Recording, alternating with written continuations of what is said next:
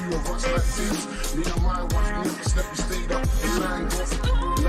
From the 715 G, you know I've been the guy, try to re-up, give me that high. Just when you wanna be high for this, be alive for this, get vibes to this.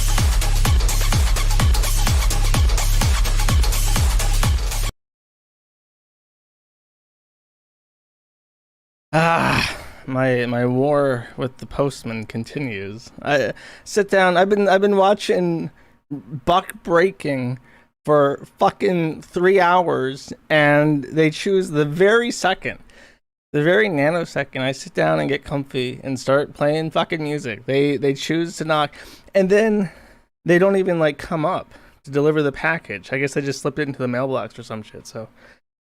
Whatever. Welcome to season 2, which I'm calling season 2 because number one, I've bought a new microphone. Hopefully now you can hear all of my wonderful nerd voice and its high fidelity audio quality that you deserve. But also, I'm essentially gonna have to start looking at ways to get around the copyright. A huge part of my streams has always been to like find the song that I like that has some kind of value to me as music and share it with people. I really enjoy doing that, and I've been told that I can no longer do that.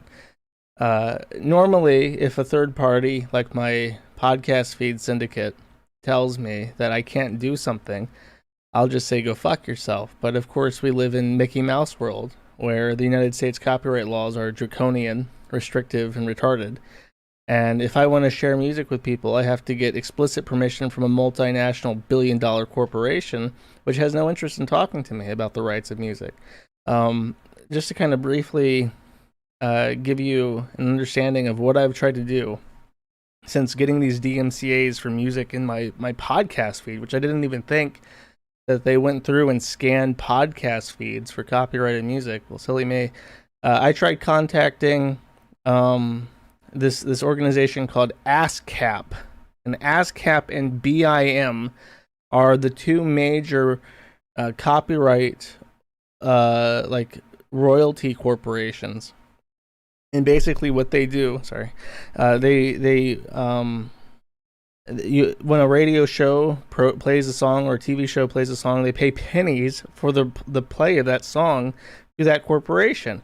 Well, I emailed this fucking company and I'm like, hey, I'll pay you $10 per song if you let me play them and archive those songs to my podcast feed, which is more than what they would get on commission for, playing it on TV or radio.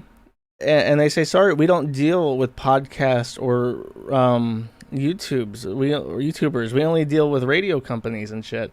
I'm like, okay, well, or like when you go to like a restaurant and you sit down and there's like these tracks of music, like that's paid for through ASCAP and shit. So they say you have to contact the publisher. So I legit spent an entire weekend figuring out how to contact the publishers that own these songs that I want to play. And like, for instance, I played Fountains of Wayne Too Cool for School, and I wondered, why doesn't this one have content ID? And I looked it up. Too Cool for School was produced for Scary Movie. And I thought that maybe Scary Movie owned it, and that's why it wasn't under Content ID. But then I looked it up, and it's actually owned by 4 different publishing companies in 2000. And then over time, it was bought up by UMG and Sony. So now UMG and Sony own it 50-50. Well, that's not a majority. So if you want to play Too Cool for School legally, a 20-year-old song by Fountains of Wayne, you have to get the permission of both UMG and Sony. You have to get the permission of these 2 companies, and nobody else will lease it to you. So it's like, you legally cannot play that fucking song no matter what you want to do.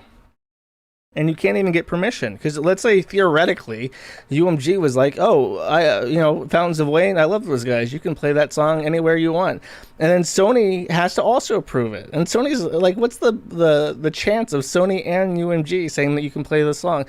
Of course, they don't even respond to your fucking emails. You email the DMCA people and like, hey, I want to play this song. It means a lot to me. I want to play this song to people who listen to my podcast. They don't even fucking reply. Unless it's to say, like, beep, boop, I took down your fucking music. They don't even reply to you. And it's such bullshit. Like, they could actually make money if they had a way to purchase the rights. So, like, I do a YouTube show. 1,400 people tops listen to it, and then I archive it in my podcast feed. How much does that cost? And like, oh, that's $20. Like, people will actually buy the rights to play those songs for their YouTube videos and shit if they had ways to do it, but they have no interest in it. They only want to like coordinate with Google and ASCAP and sell it to Ruby Tuesdays so you can listen to the best pop songs from 2010 while eating your fucking salad at Ruby Tuesdays. That's like all they do. It's extremely frustrating. So I put out a feeler for like music that is made by like independent artists, and it's like, okay, if you have a SoundCloud and you can give me permission to play your song, I'll play it. Maybe I'll listen to it, and if I like it, I'll play it. And I've only gotten like a couple replies to stuff like that, and that was one of the songs from that guy's channel that I like. So I'll put a link to that, and I have permission to use it, so now I can legally use it. It's just very, very tiring and frustrating dealing with this shit. This is also copyrighted, but I'm feeling it right now, so I'm gonna play it. I hope you enjoy. Here it is. Reiner, you said the goo machine would work, but I got made fun of. That's because there is no goo, Mr. Cruz. You see, I learned something today. Throughout this whole ordeal, we've all wanted to show things that we weren't allowed to show. But it wasn't because of some magic goo. It was because of the magical power of threatening people with violence. That's obviously the only true power. If there's anything we've all learned, it's that terrorizing people works. That's right. Don't you see, Gingers? If you don't want to be made fun of anymore, all you need are guns and bombs to get people to stop. That's right, friends. All you need to do is instill fear and be willing to hurt people, and you can get whatever you want. The only true power is violence. Yeah. Thank you, UMG and Sony Corporation, for teaching me that power comes from the gun and the DMCA, and nothing else matters.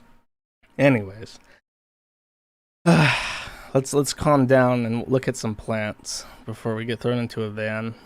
Here we go. All right, so this, my friends, was the last update.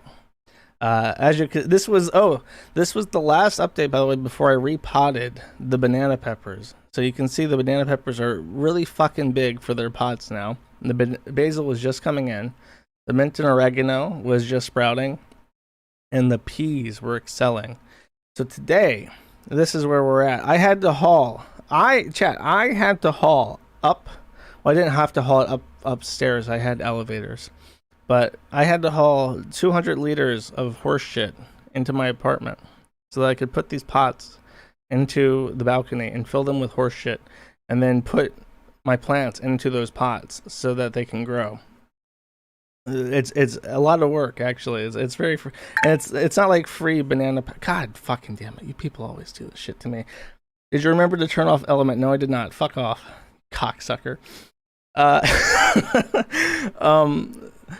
So basil looking good, not quite pesto ready yet, but it's looking good. The mint and oregano are growing, and I've repotted them in the old pots from the banana peppers. Banana peppers are fucking massive, by the way. You can see how big they are compared to their pots, and you can't see it, but on the tippy top of the banana peppers, you can see the flowers coming in, which means that I'm going to get banana peppers pretty soon.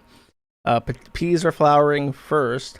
And the dill was flowering, but I read up when I posted about it that you're not supposed to let dill flower, because once they flower, the plant will die because it's completed its reproductive cycle. So you just nip the flowers off the dill, and you can eat them. They're actually interesting to eat. They're like minty flavored. And so I'm hoping that they'll get bushier as they branch out. And the parsley is harvestable. I've already taken some of the leaves of parsley. The thyme, by the way, I haven't used yet, but the thyme smells fantastic. You can run your hand over the thyme and then pull it out, and you can like smell the thyme on your hand. And it's really cool. Oh, and one more thing.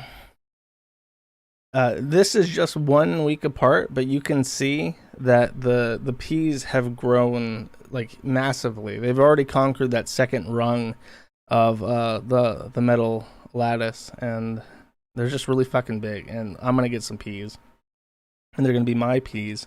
Nobody can tell me, like, it's not like a song. You can't. UMG is not gonna show up on my balcony and be like, "Hey, you can't eat those peas. Those are actually our peas." I can eat those peas, and nobody can tell me that I can't. All right. So I'll put this to chat, by the way, and we're gonna have some chat interaction this stream. This stream's gonna be 47 hours long because I have so much to talk about. But do you guys want grow bud? No, I'm not gonna grow wheat. That's degenerate. Helper crow. That is degenerate. Would you guys rather hear about frenemies or dream before I get into buck breaking? I'm going to talk about both, but we'll get some orders here. Dream before frenemies? That's a bad choice. The fucking frenemy shit's more interesting. But you guys think like, ew, Trisha Paytas, Ethan Klein. I don't want to hear about that. So here's dream. I'm just gonna call it. I'm when there's big stuff like this, I'm always hesitant to say like this is actually the affirmative Kiwi Farms position. We've doxed this guy, but I'm very sure that guy on the left is dream at this point, and the reason why is that this picture comes for the guy in the back. I think is or the guy on the right. It's one of them is his coach from soccer from 2016. And one of them is definitely Dream's father. And there's a picture of Dream as a kid, which I'll pull up on this document.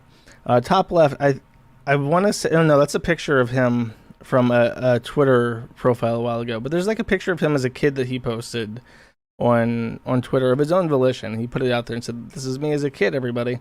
And if you compare that picture to the picture of the adult, or 2016, I don't know how old he was then, but if you compare that picture to him, it looks just like him. That account, by the way, and the kid in the Twitter picture looks exactly like him. And if you compare the Twitter picture, on the Twitter account with that picture on the top left, that's like a halfway point between him as a kid and him as an adult. He, for whatever reason, posted his own IP address information on his Twitter account, and it's the same city that we know Dream lives in. So he confirms that his name is Clayton, which is the name of Dream. His email address matches up, his email address is the account used for one of his Reddit accounts. His backup for that Yahoo email address, which he used to register, which has his name on it, the what's it called? The restoration email address, like when you're trying to get back into an email address account and you have to use another email address to get like a confirmation code. That backup email address is from dream.is. So it is. Oh, here we go. Oh, he's wrestling an alligator. The fuck? I didn't realize that he was a gator hunter. Here, I'll throw this up so that we can get a halfway point. Like, if you compare that to this, he has the like exact same like weird asymmetrical face. It's a perfect. It's a fucking dead ringer. That has to be him. And that kid right there looks like the halfway point between kid Dream, adult Dream, and him. But we know that that kid looks like that kid who looks like that guy. And the backup email address used for this email account, which has his fucking name in it, is Dream. So that's his email address for sure. And he what's weird is that he's denying it now. He's like still denying it and saying, "Oh, that's not me." And I feel so bad for this random guy that people are bullying. And it's like, you know, there are ways that you can take this and you can use it to your advantage. Like he's a millionaire, he's a multi-millionaire. Here's what you do to make, you know, like another 20 million followers on YouTube is you like commit openly to like a weight loss thing. The issue is with that is that it takes real work. Even if you hire like someone to train you, you know, you still have to put in the effort. You have to eat right. But he could legitimately hire a personal trainer, and he could hire a private chef to like make sure that his calories and his exercise, and he could drop the weight. And like, you know, a couple years, people would fucking love that. It would be great content. But he's like insecure about it, and he doesn't want, after years and years of hyping up his face reveal and all these. Probably, you know what it is probably the attention from the girls. He probably gets a ton of attention from girls, and he loves that attention, and he knows that if he came out as this fat dork, like, a bunch of people who are attractive to him would stop talking to him, or stop trying to hit on him, right? So, he's got, like, insecurities and shit, and I get it. But I'm still gonna make fun of him for it, because he's made this a huge ordeal. Kind of like someone else, by the way. Someone pointed this out. There was another streamer or YouTuber person called Cryotic, who was like a fat ginger who looked like the nerd from The Simpsons. And I think that's where Dream stole like his whole aesthetic from. This like green hoodie mask thing going on, and even like his avatar and shit. So there is obviously like a thing here. Like if you're like a fat nerd and you don't want to be known as a fat nerd, you make yourself into like a green hoodie twink with like a mask that looks like that thing from Nier. You know, like I forget his name. He's like a weird guy. He's got like a moon face, and he's from Nier Automata, from the other games or whatever. Anyways, Emil, that's right. Looks like a meal. Make your avatar a meal if you're like a fat nerd. People will never guess. People will never know. Anyways. Okay. Frenemies. Let's get into the story for this. I told my fan zone some time ago that, I guess before I get into Frenemies, I should mention that the forum has been under siege and under lockdown. Well, not under lockdown, but we've had a massive influx of both traffic and users from like children. This guy's trying to get me into trouble. I know what he's doing. Don't spam his email address in chat. But what is it? So all these people come over from Twitter, and they're like kids, and they're just like shitting up the Dream thread. And it's like a full-time job trying to deal with all these people who are I don't know, I don't think it's intentional. It's just like little kids, and you can tell they're little kids because they get like irrationally angry. It's like this is just like a fat silly guy. Why do you have to be angry about it? But then, you know, they're like super emotionally invested, like, oh, he's a piece of shit, he lied to his fans, he's catfishing people, you know. And it's like, no, not really. He's just a fat guy. Like, calm down, you don't have to be upset. Yeah, the site's been swamped with that kind of shit. So I've been trying to sweep it up, trying to janny. I've been janning as hard as I can. It's kind of eaten into my time to prepare for the stream, which is why I've had to spend so much time today looking at buck breaking and evidence.zip. I don't even know if we're gonna get into evidence.zip because I'll watch through the Frenemies stuff, and if it takes it. If the stream is longer than 2 hours by the time I finish getting through buck breaking, I'm going to have to push evidence.zip to Saturday because evidence.zip is already fucking long. It's going to be so much effort to get through all of this. What have I done? Okay, so Frenemies. I suggested to people a while ago that they watch Frenemies, and because it is two very, very unlikable people trying to sit together and make money, and that's all it is. Trisha Paytas is like an emotionally, mentally unstable person. She's probably never been stable her entire life. She was a former prostitute. She does OnlyFans. That's like her main source of income. She's a top 1 creator. She does all this weird body mod shit. She just looks so unnatural. She barely looks human anymore. Which saying that is a violation of terms of service on YouTube. So she's definitely still a human. I do not mean to imply in any way that Trisha Paytas is not a human being like me or you or anyone else. I'm just saying that she doesn't look like it.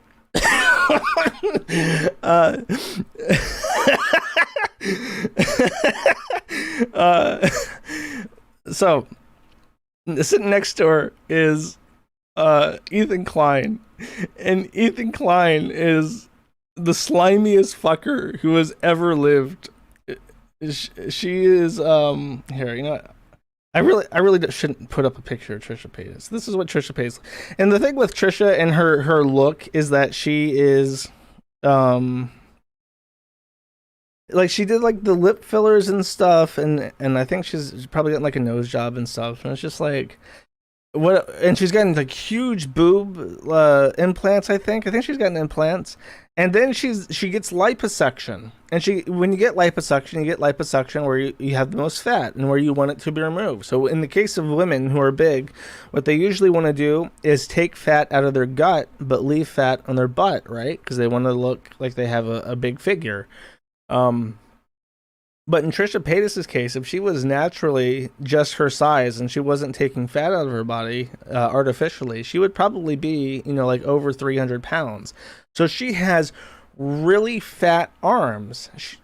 And it's really obvious that she has liposuction because on certain places you can take fat, she's thinner. But on her arms, she's just got like big, meaty ham hocks.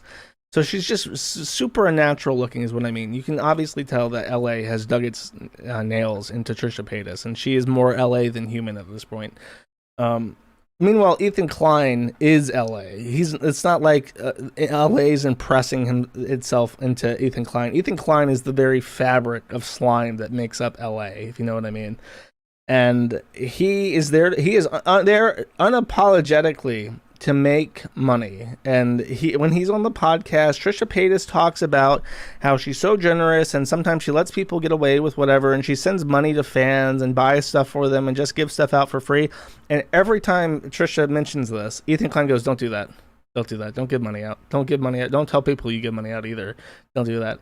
Very seriously, like whatever like easygoing cadence he has before, the minute money is brought up, he's just like, no, you gotta save your money. You don't waste it like that. It's super funny. So he unintentionally over the show lets on that he's kind of a fucking dickhead all the time, and he's only tolerable next to Trisha Paytas. That is the only way that you can put up with Ethan Klein, and you can only put up with Trisha Paytas when Ethan Klein is sitting next to her, making fun of her in a way that she can't really understand. And then when it comes time to virtue signal, they both virtue signal about gay shit and LGBT, BIPOC, whatever the fuck.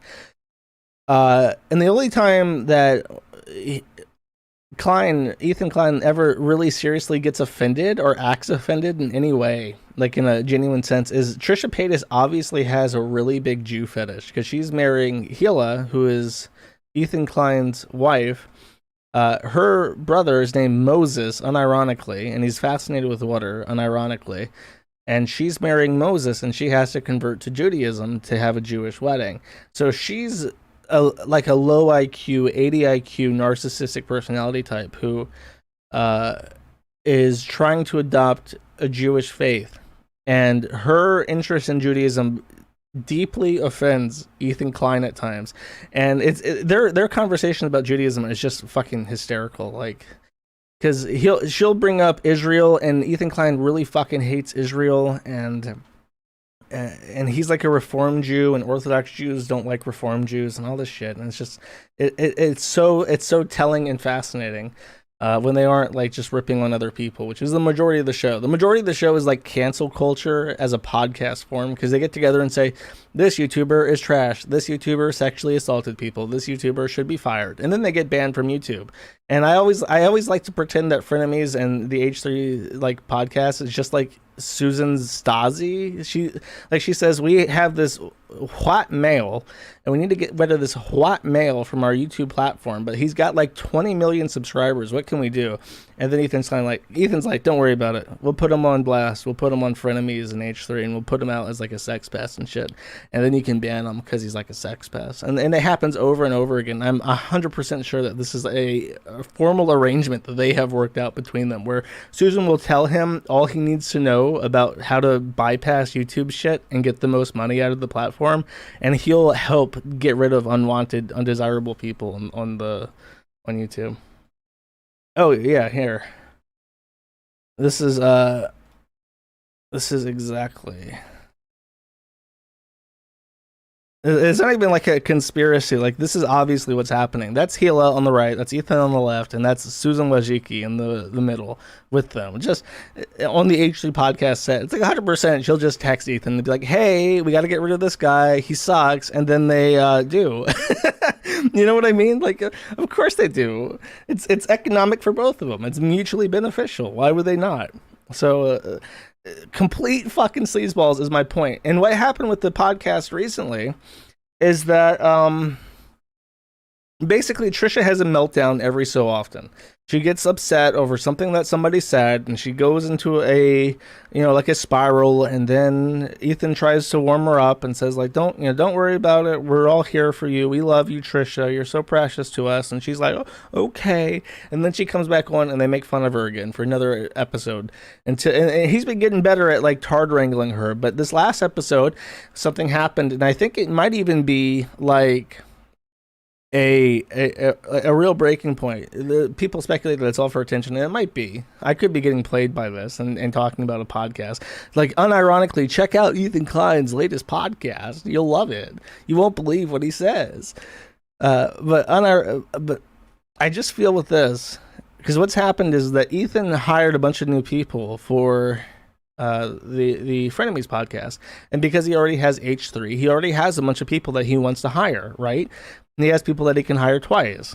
And the thing is that they apparently the whole Frenemies thing, despite how much fucking money it makes, it's all ran by Ethan. They're supposed to be 50-50 on it, but I don't think there's an LLC. I don't think there's like a bank account between them. I don't think that there's a contract. I think they said on stage that there's no contract between them. So the way that it works is all the money that Frenemies makes, they split 50-50.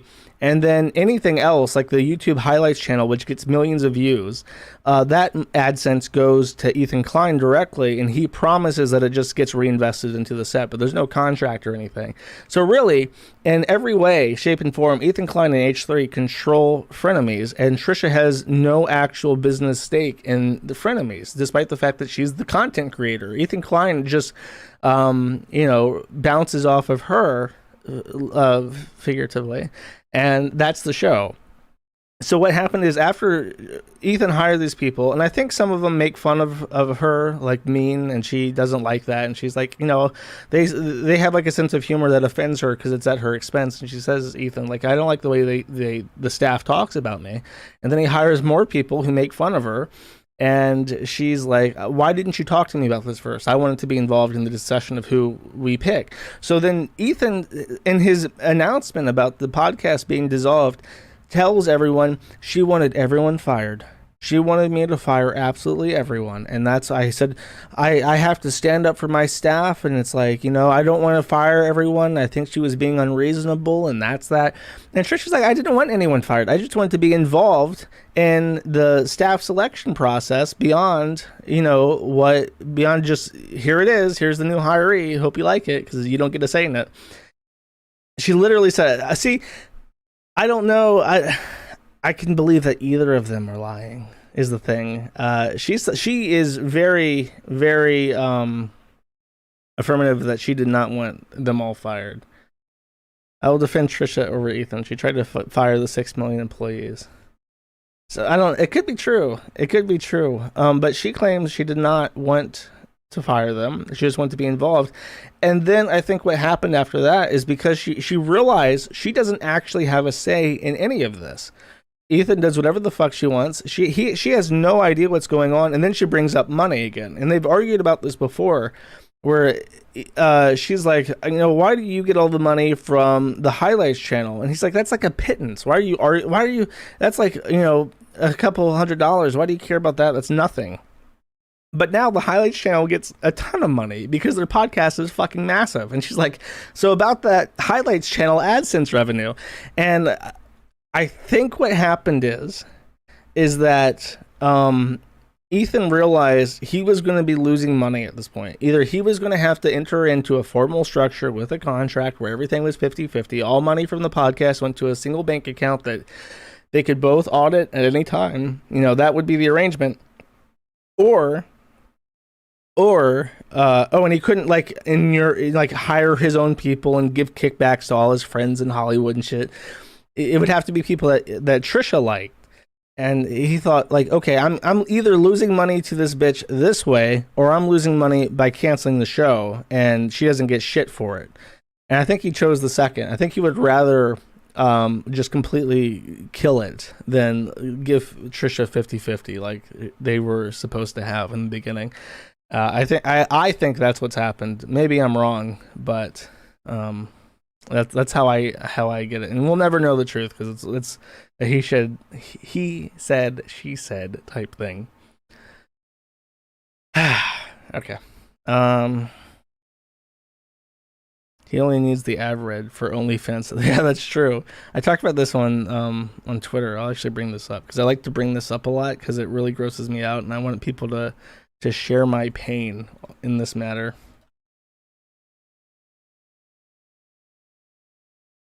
Here. So this is what's her face? This is Gila. This is Ethan's wife. And this is how she looks normally.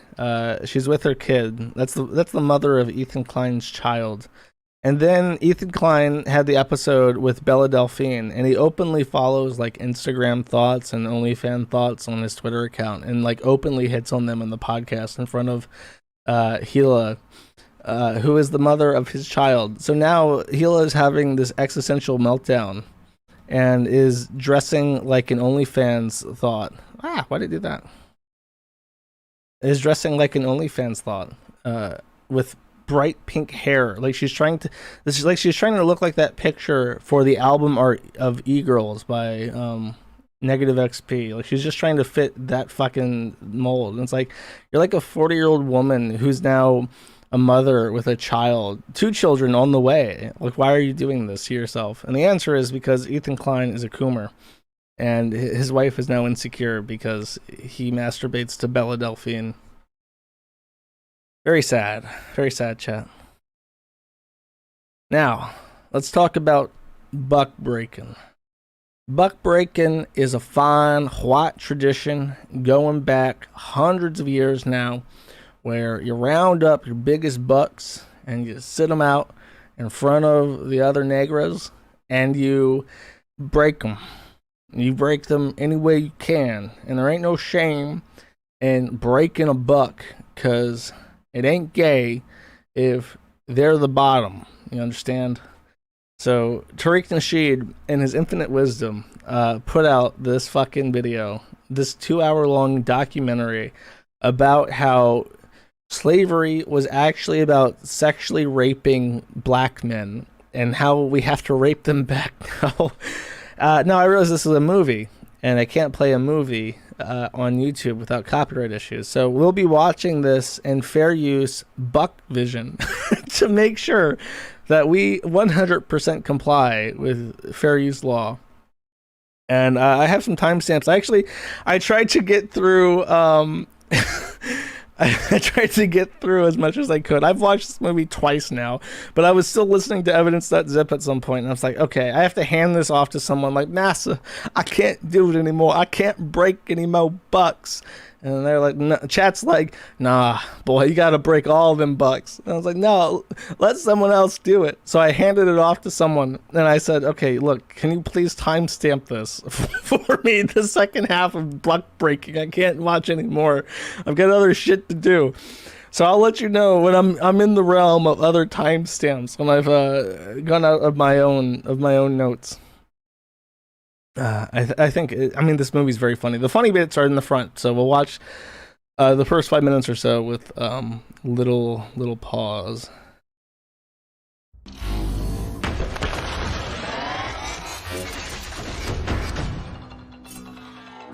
King Flex, Tariq Nasheed himself fucking produced this. So this is a true and honest Kang Vision, King Flex work.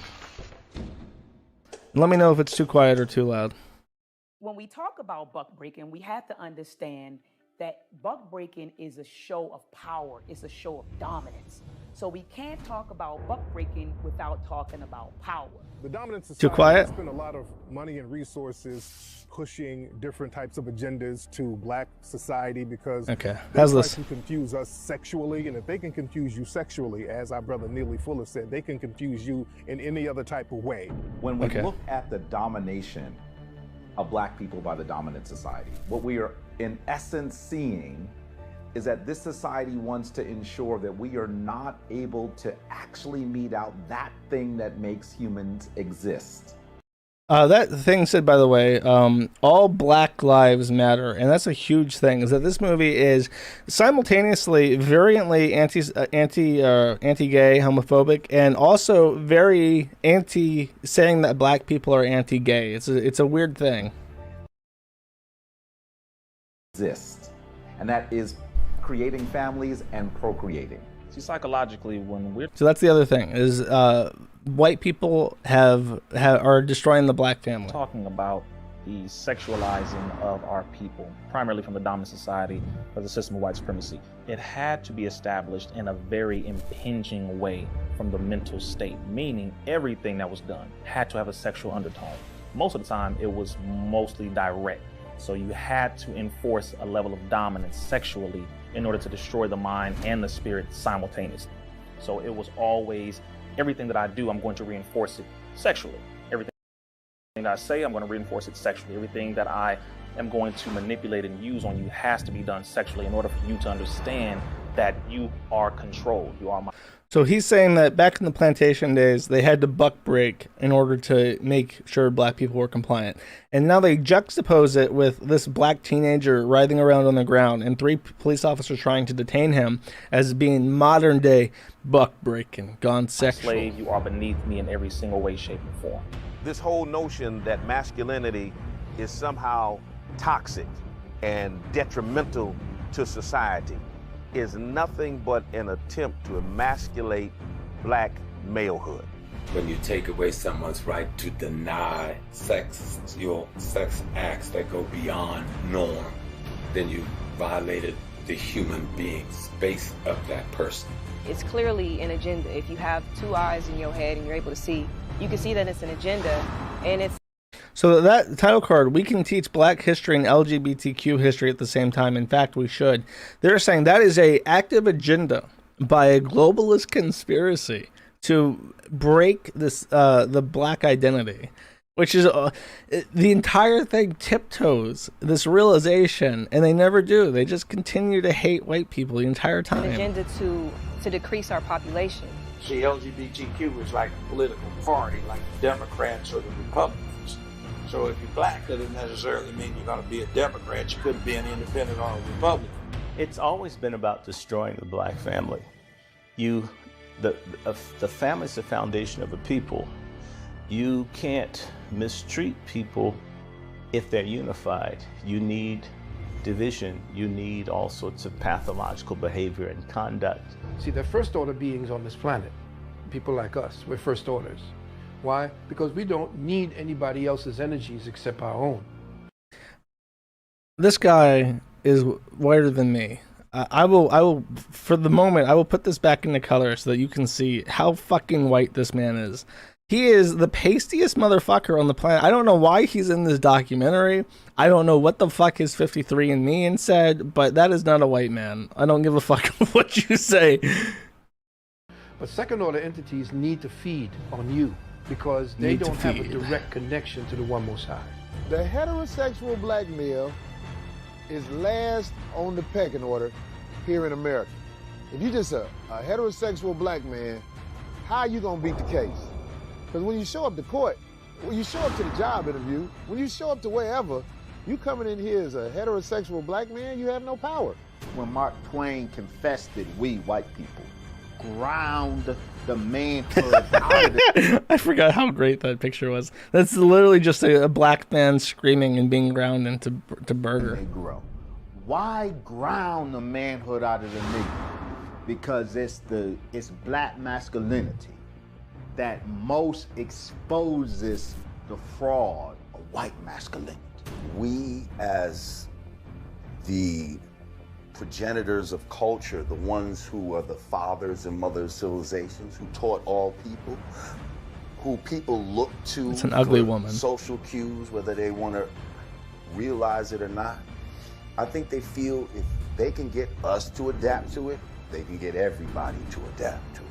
If anybody should have a problem with European males, Did you hear that, by the way? That black people invented culture. Nobody else had any culture before black people. And that's not like a passing statement. They get into that. it should be the European female. Because everything the European male has ever learned to do to us, he first practiced on his own woman.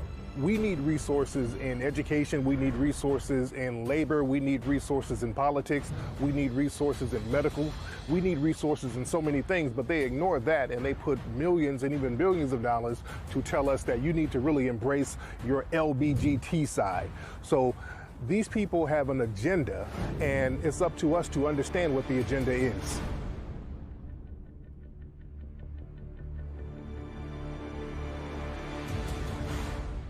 So there we are. We're now at the title card. Buck breaking. 4.5 minutes in. We've been faced with a lot. LGBTQ is a conspiracy against blackdom, which I think we all kind of felt like that was going to come. When they started adding, like, everyone says as a joke, like they're adding black to the gay flag, as if being black is inherently being gay. And then they take that and they're like, why are they implying that black people are all gay? Like, what the fuck? And Tariq Nasheed and the rest of the people in this movie are so close. They are one little realization away from completely switching gears. But throughout the entire thing, it's just like, yeah, Whitey's the fucking devil. They blame feminism. They blame...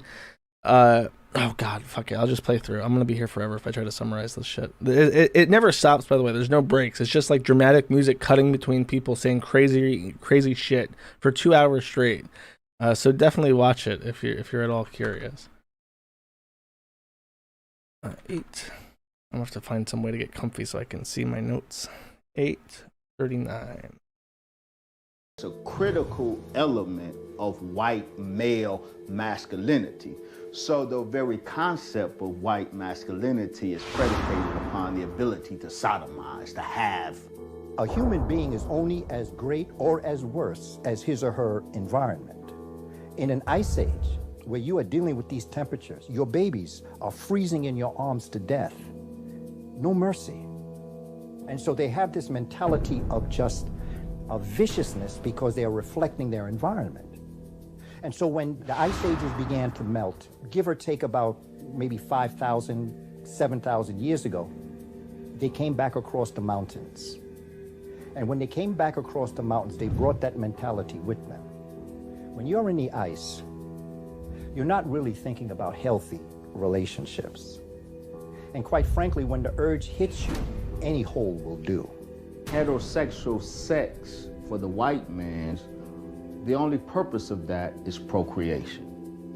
In fact, sex with a woman was a necessary evil to white folks. For pleasure, homosexual sex is preferred.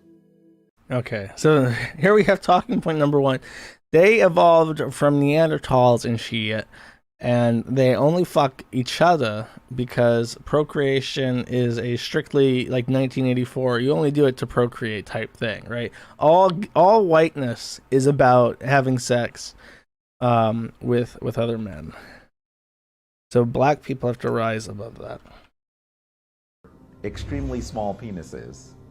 I think that we have to recognize that in some ways they are trying to... When we see all of the statues of naked Greeks and Romans with their extremely small penises, I think that we have to recognize that in some ways they are trying to emulate the African comfort with our bodies, but because this is not something that is native to their cultural norm, it begins to be misshapen.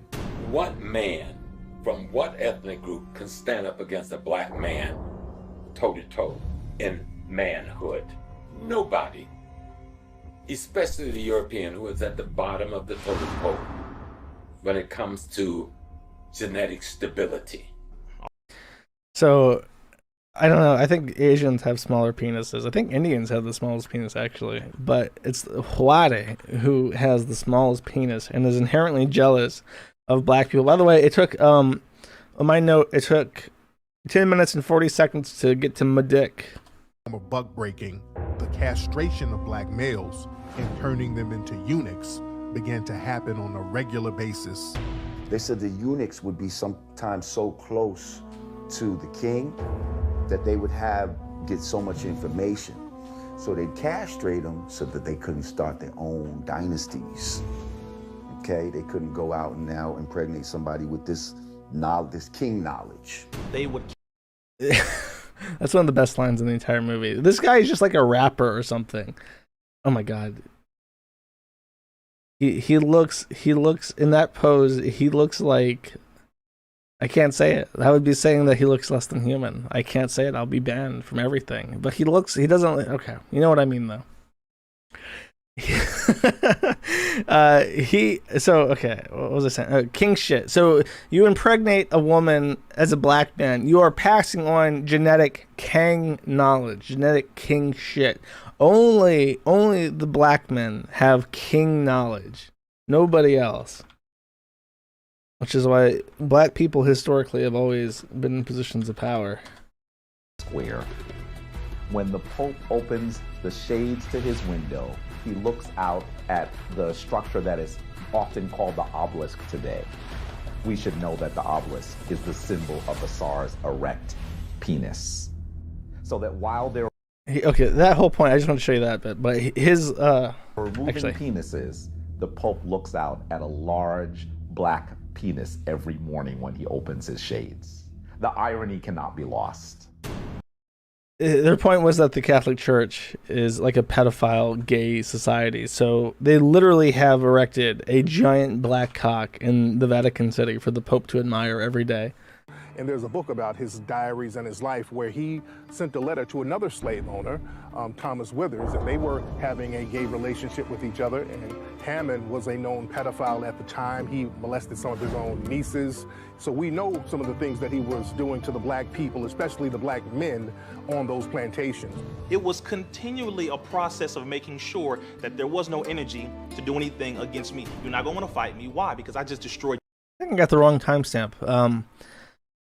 I want to say this guy. No, that's not the timestamp. Basically, but what's weird about that is that he's saying like this guy raped his nieces and then also black men. That is a weird taste. Like, okay, there are pedophiles who want to molest children, and then there's also like gay rapists who want to fuck black men, like Jeffrey Dahmer. But there's not really like an intersection between pedophile interested in little girls and pedophile or Jeffrey Dahmer types who want to like rape black men. That's a very unique type of person, which I don't think actually exists. She kicks him out of the bed, and as he attempts to get back in the this story law, That was not something with law. African man. African man. Law. There's one very familiar story of an enslaved African woman who says that she is married to an enslaved African man. And as she is married to him, she tells the story of him climbing in her bed. And she's prepared for him. She kicks him out of the bed. And as he attempts to get back in the bed, she grabs the poker and slams it into his head. Often that story of this man whose name is Rufus is told as if he is a sexual exploiter, as if he's a rapist. But we need to think more deeply about how the system controlled Black sexuality, how it undermined Black womanhood, and even really undermined Black manhood. He did not marry her out of choice. This was part of the crude slave breeding system. He was being forced to engage in relationships with this woman. That's weird. That whole story about how actually this guy is not a rapist. He's just a breeding black bull at the cost of the white man. They had to wear dresses. They would put everybody in dress. Recognized the black boys and girls were all treated interchangeably.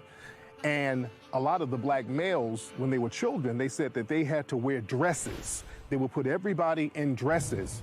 And that was a way to degender and to dehumanize a group of people. If you don't look at them as a gender or what their gender is, and you just make them interchangeable, you can dehumanize them to a certain degree. And that was a very common thing during slavery, the degendering of black people. But what's weird about that is I just feel like, you know, if you're farming and you have slaves, you're using them as like livestock, right? So you're just trying to cut costs, but you need them to have clothes. So it's like if you have hand-me-downs from other kids or from your own kids, it's like, okay, who cares if this black boy is wearing, you know, my oldest daughter's old dress? As long as he has something to wear to be modest. I feel like they're reading a little bit more deeply into this than they should. It's just an article of clothing. It's not like they And he was a black man. Peter Sawale was another black man who was buck-broken during the antebellum slavery time period. He was up in New York, and he was a black man who would cross-dress, put on women's clothing, women's wigs, and he would prostitute himself, and he would also get white males and take them in alleys and finesse them and pickpocket them. And he went to trial out there. There was another infamous case with him. A lot of his victims didn't want to come forward because they were embarrassed to find out that the person who finessed them and robbed them was a black man pretending to be a woman. The media at the time gave him the nickname Beefsteak Pete because he had male genitalia and he was pretending to be a woman. The whitenized version of the black people have had a drag transgender type thing for a long time, like a long fucking time. This weird thing about how Beefsteak Pete is like the byproduct of like white rape is ridiculous.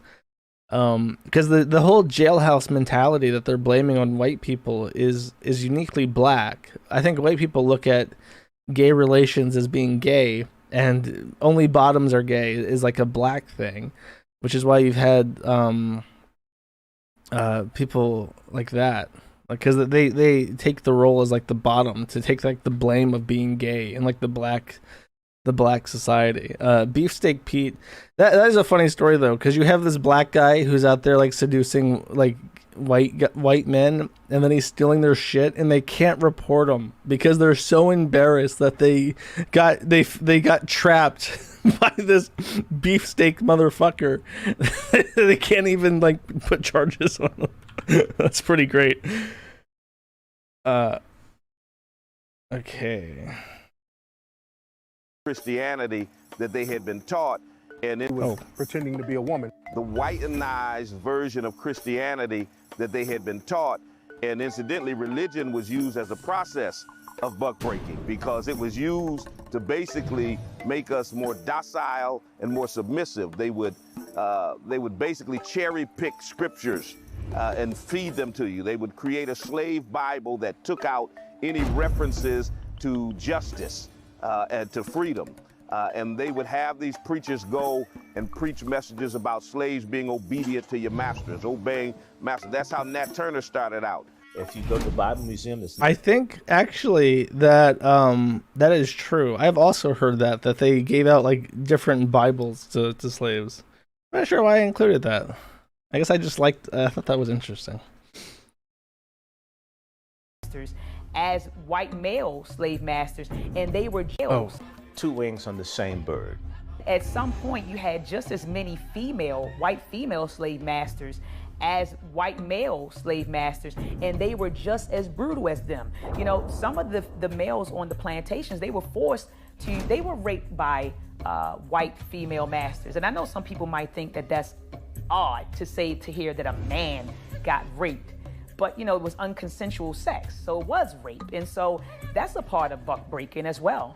Right now, we are... So black men never wanted to have sex with white women because white women are gross. Only black women have true natural Kang Quang beauty and vitality. So even the white slave masters forced black men to pleasure them, a sick and cruel thing to do. Slave owner out of the city because of the cruelty to the enslaved black people. But this mansion, people still say this is one of the most haunted houses in New Orleans, and many people for years did not want to own this mansion. Feminism wouldn't exist were it not for black men. Okay, Frederick Douglass, Martin Delany, it was black men who were angry that their mothers were raped by the master, beat by the master, separated from their kids. It was black men who were demanding fair treatment for women. And they gave power to those old white lesbians and the horses and buggies and so forth, because the raping continues in the new plantations. Child and Family Services, public schools, the weaponized, depraved black church. Yeah, I said it just like that. And prisons, the raping of... I like that because they had to find stock footage of like prison rape, and all they could find is this black guy about to rape like this white boy twink. They couldn't even find the stock footage to put this in, and they didn't. I guess they didn't want to reenact it themselves. They couldn't like hey, they went to their friends like, hey, do you want to be the rape victim in this skit that we're gonna do for our documentary? And they're like, no, we don't. So they just went with it. Black men continues, or for that matter, the music business or the military. I mean, most people aren't aware Jeffrey Dahmer was raping black men long before he got an honorable discharge, raping black men in the U.S. military. This is the reason why you could draw a straight line from the image of the... This is great. This is one of the funniest fucking things because it's funny to me because it kind of sounds... This is the most believable conspiracy that he brings up. Coming from the antebellum propaganda directly to images that you see on television today, that you can draw... Not this part. Get out of my way, thought. Where's the... Oh, is that coming up? Yes, it is. Sorry. Never mind. Ignore that. I didn't say that was true. It's another thing that's coming up. It's 2 timestamps down. Okay. Sorry, I'm in the area where I had to get help. Also symbolic castrations. There were all... As lynchings and castrations became commonplace, there were also symbolic castrations of black people as well, particularly when it came to cutting and controlling black hair. Well, from our very first contact with European and Arab slave catchers and masters, they would see our most ornate hairstyles, and one of the first things that they did to their new human cargo was to shave their hair, so disconnecting them from African culture and the adornment. The hair is the symbol of your essence. It is your essence that frightens them. That wearing that hair a certain way says that you are aware of your essence. You are aware of your strength. You are aware of your beingness. And he has done everything in his power to destroy your consciousness of yourself. Okay, he goes on. He goes on for 30 seconds straight about how they took our hair, and hair is spiritual power and essence. This motherfucker is bald as shit. You could fucking shine that scalp to a polish, and he's talking about the majesty of black hair. Like, motherfucker, where's your hair at? Game represent game, motherfucker. Where's your hair? Consciousness of yourself.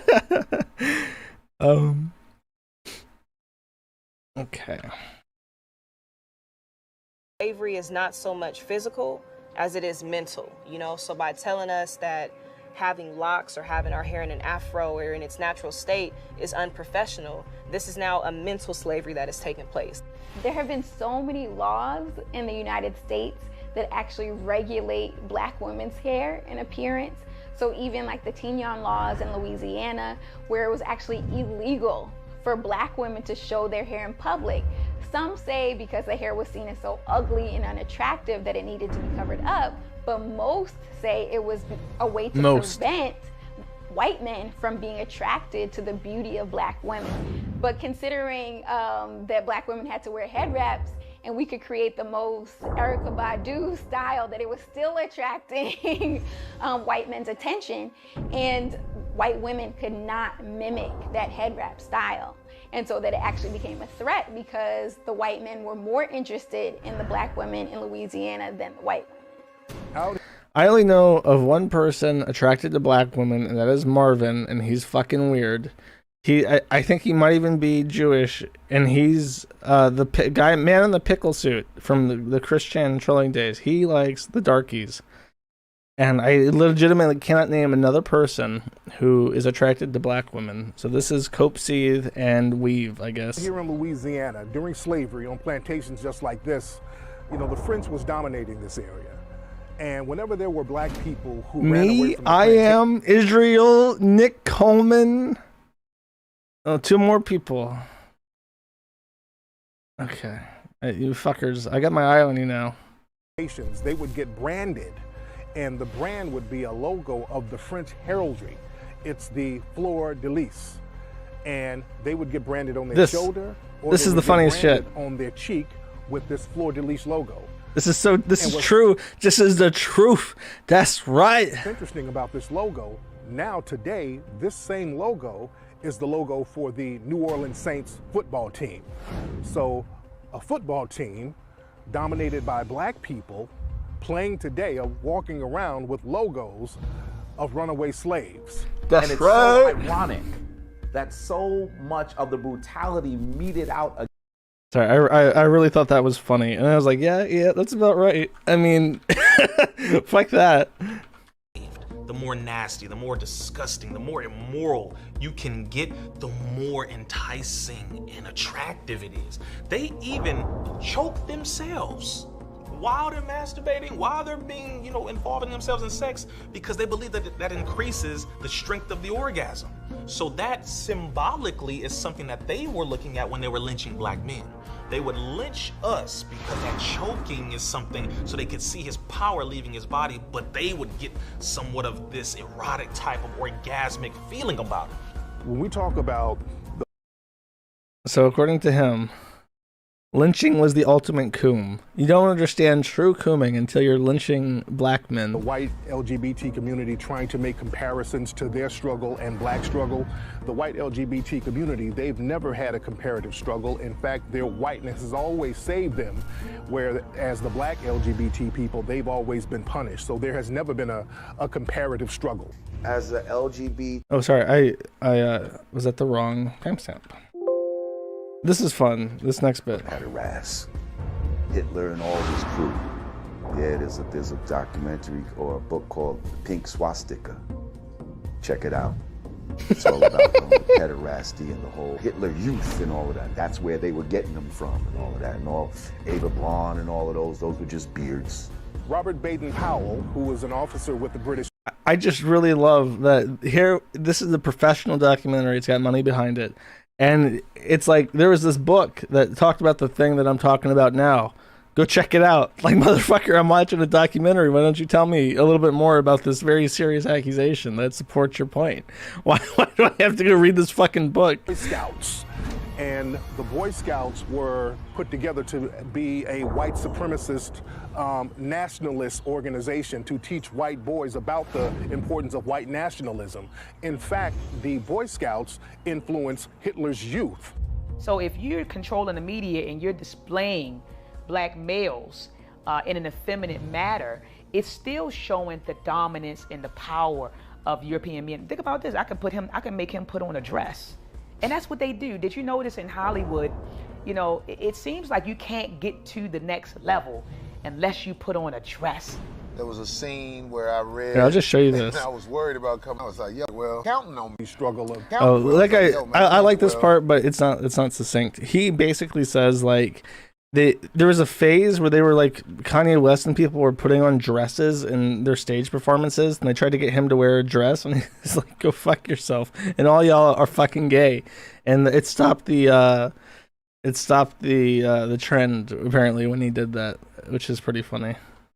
Say on one hand, they stand on a soapbox and say black men are missing in the lives of their children, and they're missing in the home. And the reason we have so much crime among black men is because of the absence of black male role models. But then on the other hand, when black men stand up as men, then they say that we're toxic and we're detrimental to society. You can't have it both ways. Okay, so point A, levied against them. Black fatherlessness is like unbelievable. I want to say, like, in recent numbers, the number of black children who grow up not knowing their father is like 80%. It's like 50% don't even know who the father fucking is. And then like another 30% know, but they have no participation in their life. So it's like a completely and totally destroyed family structure in the black community. So that's the point. That's what he says. But then he says that counterpoint, when thugs get around, and this is the stock photo that they chose. This is a black guy wearing a gas mask with like a assault rifle, and the other guy has an assault rifle and then like a bandana, and that guy has a baseball bat and a pistol. He's the least well equipped. He must not be like a level 3 thug yet. He's like a level 2, maybe a level 1 even. Brought his own baseball bat. But it's like, this is not like masculinity is not like being a drug pusher or like a gangbanger, you know. But I kind of understand vaguely what he says. I really think that a lot of the reason why gangs are so predominant with like black people specifically is that when you grow up without a father figure, you naturally yearn for like a kind of fraternity, right? Like a club. So they get scooped up by like older guys who are like, hey, you want to help us mule some fucking drugs? We'll pay you money and you'll get to hang out with us and it'll be cool. And they're like, okay, sure. And that's how they get into a gang. I really think that's true. And if they had fathers who said, don't get into gangs, we'll go fishing instead, they would not join the gangs. That is my hypothesis. So I kind of understand what he's saying, but he's framing it in like a retarded fucking way. Where it's like, we should be allowed to be in drug cartels because that's masculinity. And if you disagree with that, you're a feminist, soy boy, white supremacist. There has been no one, they want to put a black face to everything. And the reality is, there has been no one who has been more tolerant and supportive of homosexuals than black people. You hear that? So we heard earlier, I've timestamped this, that gay is a white thing, entirely a white thing. But then here, 49 minutes in, there has been nobody more supportive of black people or of gay people than black people, which is fucking weird. This is talking about the Rainbow Coalition. This part was kind of interesting in that there was like a joinder between like gay rights and black rights like in the 70s, and it was called like the Rainbow Coalition because purely because of the diversity and skin and race between the two organizations fighting for civil rights at the time. But it became known as the Rainbow Coalition, and then from that the rainbow flag was derived, where LGBT basically stole the rainbow from Jeebus and God and made it into like a sodomite symbol. And I guess that's kind of the basis of adding black people into the rainbow, is because of the Rainbow Coalition. But black people are not going to buy that shit. They don't want to be like the second stripes on the gay flag. Anyways, I thought that was interesting. I'd never heard that before. Paris, Rome, London, Liverpool. Oh, that's funny just because Sell a lot of it in Japan, Sydney, Berlin, Berlin cuts to a picture of the Eiffel Tower.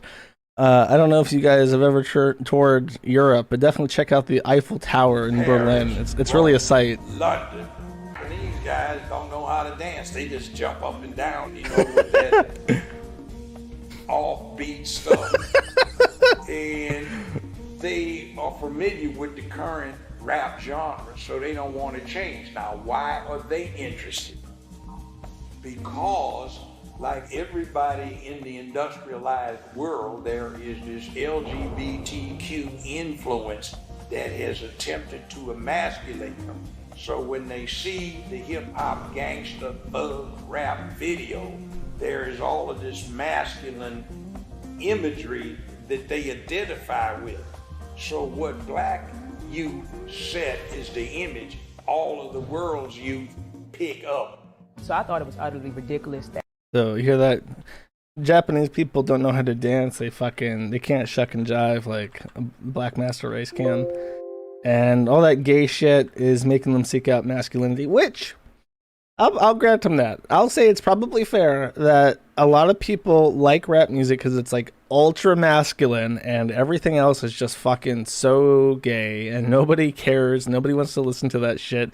Michael Bublé sucks dicks, and I would rather listen to like 50 Cent or anybody else than fucking that guy.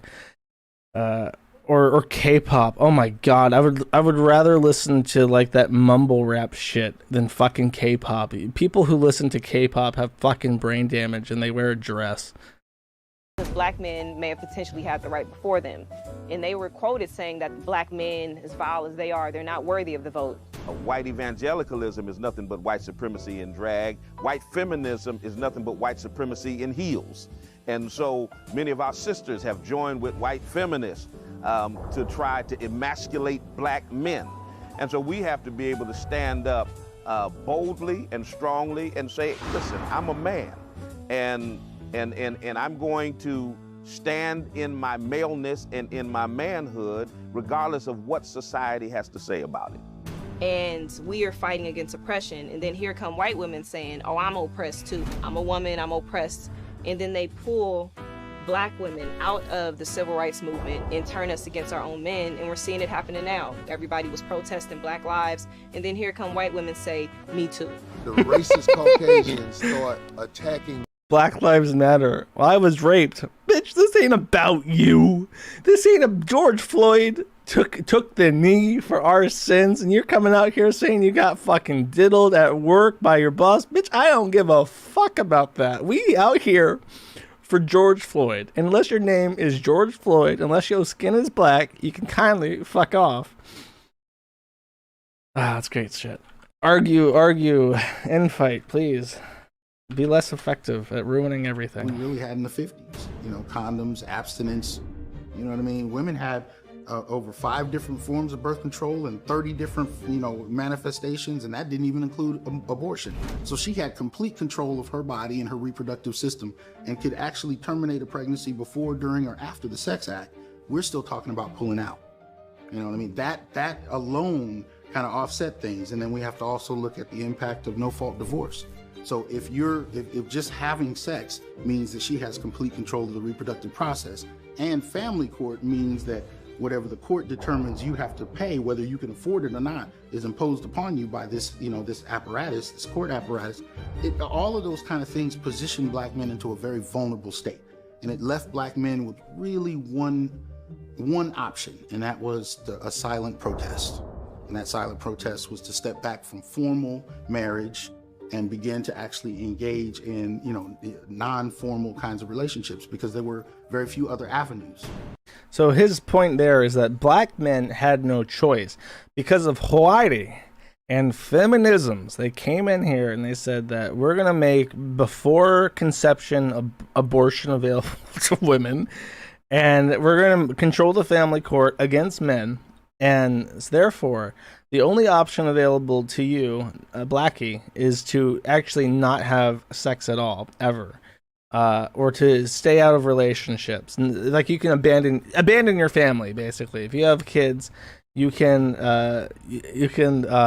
just run away from responsibility, and it's okay because feminisms did it. Not it's not your fault. That's a bit of a cope there, my friend.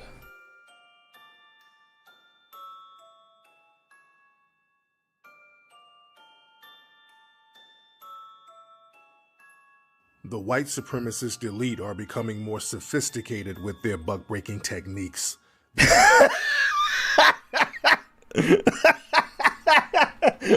They've been honing that shit for hundreds of years now. They got a whole buck breaking apparatus. I forgot what was coming at that point. That's okay. So how do I phrase? I'll let it play a bit. I'll think about how I want to phrase what I'm going to say. They're now using more propaganda and media for their sinister agendas. And one way they use this propaganda is to normalize pedophilia.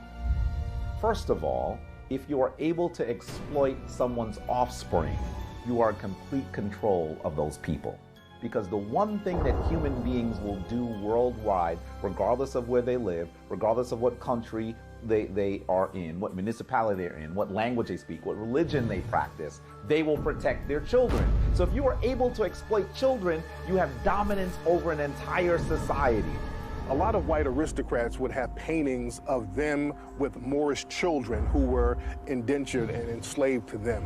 And they would dress these Moorish children up very elaborately, and they would kind of parade them around, and they would do these very expensive paintings with these black Moorish children.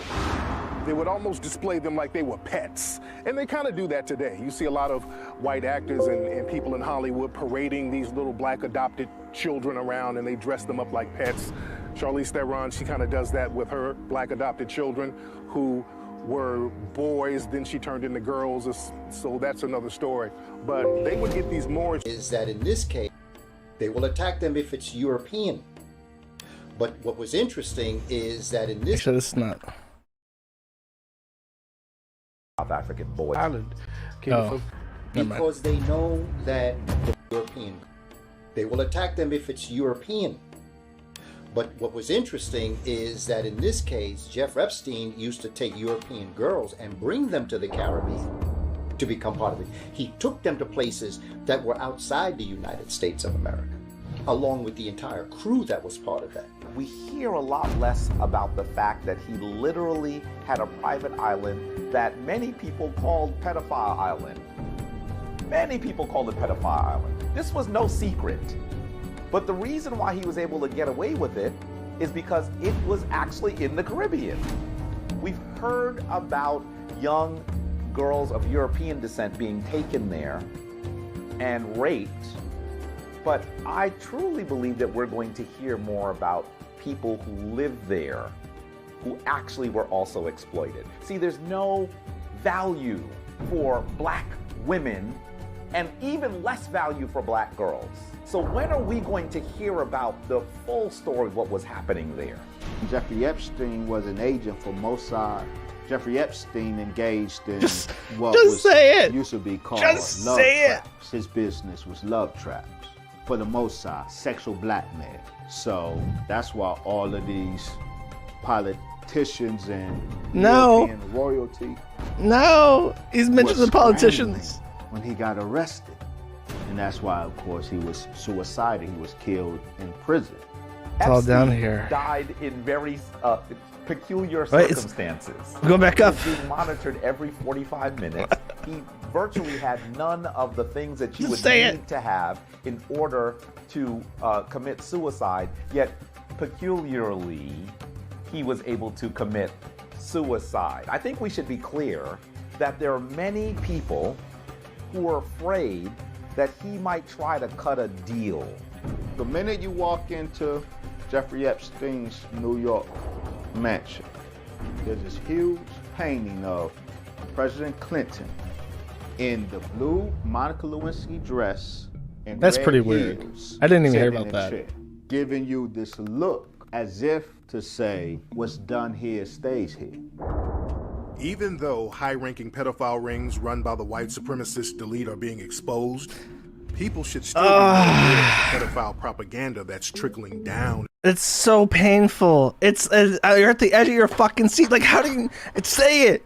Say it. How do you not know? And then he just says like the what pedophile. Like, motherfucker, are you retarded? Come on, you were right there. And it makes me wonder if they secretly know, but they can't say it. But it's like, no, that's too optimistic for these fucking people. They don't know. Jeffrey Epstein's white, I guess. Sure, why not? Into the lie. Next one. Okay.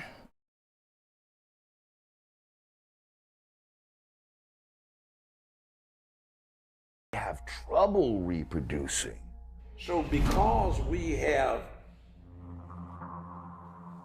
so few black folk in the hood that are men, it's fairly easy to get to Tariq's wife is Jewish? His wife's mother is Jewish? What? Tariq Nasheed wife. Peanut Nasheed. That's an awful name. Holy fuck.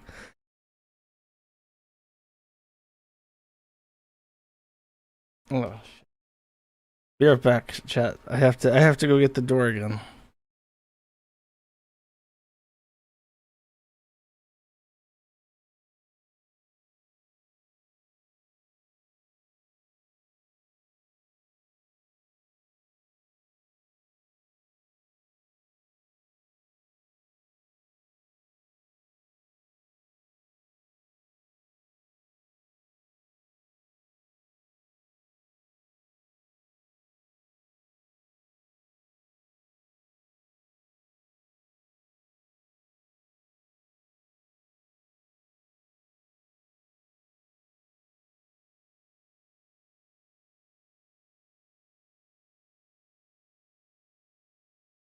I have found no evidence that Tariq Nasheed's wife is Jewish. I have no reason to believe that he has privileged information here. Let us continue with this podcast.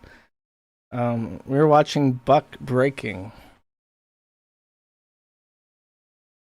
Where the fuck were we? Where's my timestamp? Oh. Here, wait, I skipped the timestamp.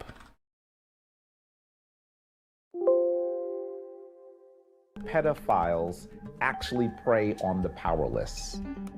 And in most societies around the world, the most powerless are the Africans. Because of the remnants, because of the reality of the transatlantic enslavement trade, and the continuing systems of white supremacy that are still working and are still alive and well. So that when we see people who are powerless, we're going to see ripe conditions for sexual abuse. So he's saying that we need to protect black people because they're powerless as opposed to the children. Have trouble reproducing. So because we have... Oh, wait. So it's not just that we reproduce faster, stronger offspring. They have trouble reproducing. So because we have so few black folk in the hood that are men, it's fairly easy to get to them and condition them to negativity. See, the thug, typical hood rat thug, is a lesbian in a boy's body. Lesbians and the hood rat are raised like girls.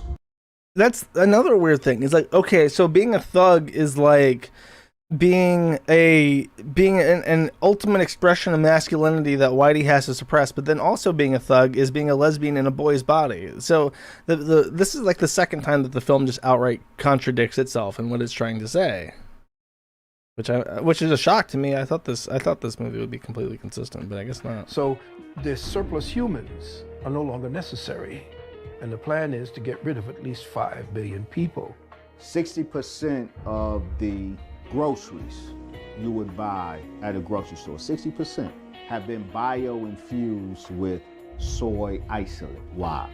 Because they first piloted this in the prisons, infusing prison food with soy because they discovered soy is a great feminizer.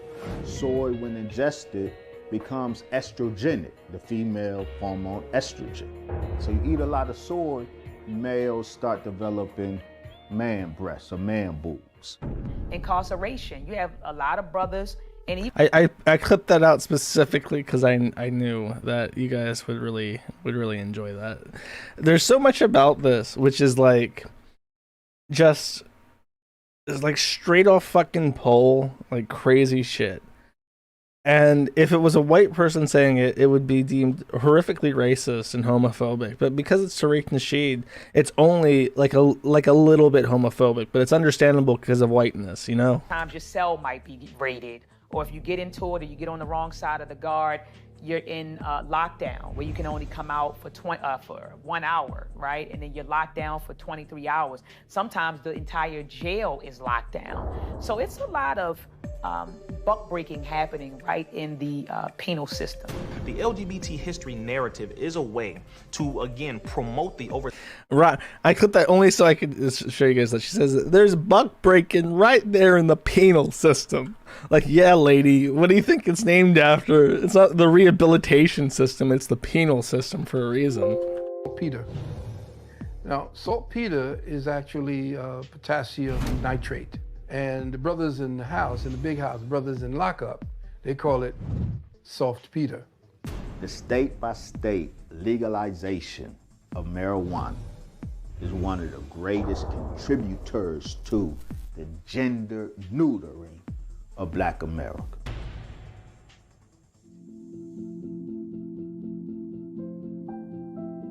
Oh, I think that's it. That's like a wrap. He just says that marijuana makes you gay. I don't know how much you guys buy into that, but I'm not partial to weed. The people that live under me smoke weed every fucking day. So here like multiple times a day. It doesn't matter what day of the week it is. I'm sitting here in my fucking bed and I'm watching buck breaking and shit, and I'm having a good time. And I got my door open because it's hot as fuck because we're getting into, you know, summer months and shit. And I smell weed. And it's like, I can't have my fucking door open blowing the fan on at any time. I'll be asleep. It'll be like 2 a.m. and I'll wake up because I'm smelling weed burning. I'm like, come the fuck on. And I guarantee you those people do nothing. Those people live off the fucking social system here. They do absolutely nothing. They spend their government money on fucking weed. They have no job. They're up at all hours of the day. They work, you know, they're smoking weed at 3 a.m. on work days and shit. It's like, there's no way these people fucking work. I just hate it. And I used to be so pro weed. It was such like a Ron Paul, like, we need to legalize weed, man, type guy. And now I'm just like, I can't fucking stand you people. You're so disgusting. You're so fucking lazy. You have no, like, I used to believe in the inherent value of human life, and now I'm just like, I think we could do better without you because you're shit. And I'm beginning to add more and more people to my shit list of just like, yeah, we don't actually need you around. You don't do anything. You don't actually contribute to this big pot that we live in. You're just a fucking drain. I'm getting there, man. Anyways, the remaining 30 minutes of the film is it's them trying to posit like solutions and shit, and it's just like, we need to restore the family, and they don't really say how. And the other weird thing is that I think that a lot of Black people are still Christian. There's a resurgence of like neo-Islam in America, but so it's not like saying we should all convert to Islam. There's like a lot of Islam people who are talking, I guess. There's like one guy who's like legit named Dr. Islam.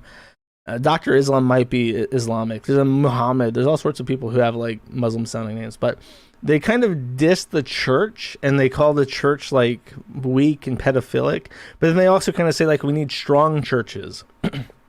So I think it's just, I really don't know. I don't know what they're actually advocating. They're saying have Black families, and I guess that's a nice thing to say. Like, we need to, but they don't specifically admonish Black men, and they say like Black men ran away from responsibility, and that's why Black children grow up underprivileged because they don't have the inherent innate benefits of experience that come from having a father mentor in your life. And I'm very thankful that despite being a bastard myself, I had my grandfather around. My grandfather was a hard worker. He's a Vietnam vet. He was a hard ass, and he was probably very racist. Maybe that leaned into me a little bit, but all my work ethic, for what it's worth, it came from him. So that saved me, I guess, from being a Australian femboy programmer. It's just like, I don't know. I feel like the message should be do better. You know, we have like this. We have white systemic racism. These people are fucking lunatics. They will fuck you. They will bend you over and fuck you. White people are out to fuck your ass, black man. And if you want to survive, if you want to get through your life unfucked, if you want your buck to remain unbroken, your bucky to remain unpenetrated, you better fucking get your shit together, because they're coming for that ass. Either the easy way or the hard way. So take care, watch your kids, watch your wife, because they raping everyone out here. That should be the message. But for whatever reason, it's just like, yeah, you know, whatever, you know, fuck whitey, fuck feminists, and black families, I guess. It's like, come on, we need some punch. There's shit out there. Whitey's out to get you. It's scary times. So hard times means strong men, right? We gotta, come on, Tariq. You missed it twice.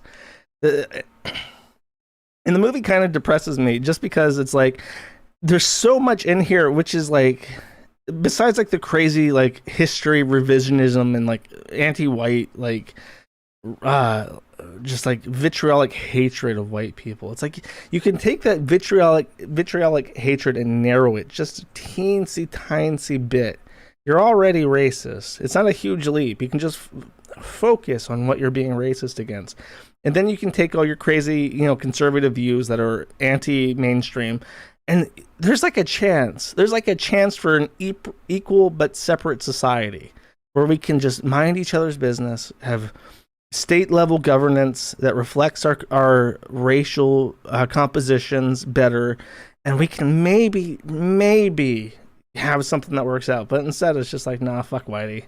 If you don't rape Whitey, Whitey will rape you. It's live or die. It's dog eat dog. You better fucking, you know, you better get racist here, fellow black man. Oh well.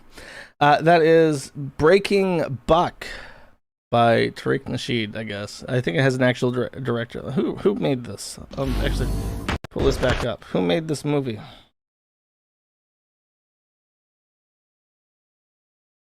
I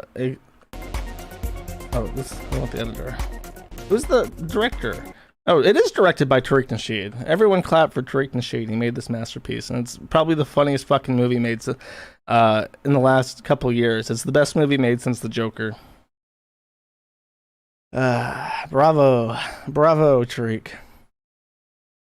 All right, we made good time. It's only been an hour and a half, so now I can spend another 2 hours talking about evidence.zip. And this is going to be way drier than buck breaking. This is nowhere near as funny. I've kind of blown my load, but I knew I wanted to get buck breaking out. I feel like I should take a break. Do you guys want to take a pee break? I don't know. We should take a pee break. I'll put a song on.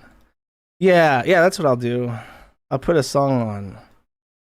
I'll get it copyright strike. You know what? I'll take this. Here's what I'll do. I'll take this song that I'm about to play out of the podcast version, and I'll play it for you guys here. And that will be, and then I'll play a different song at the end. Perfect.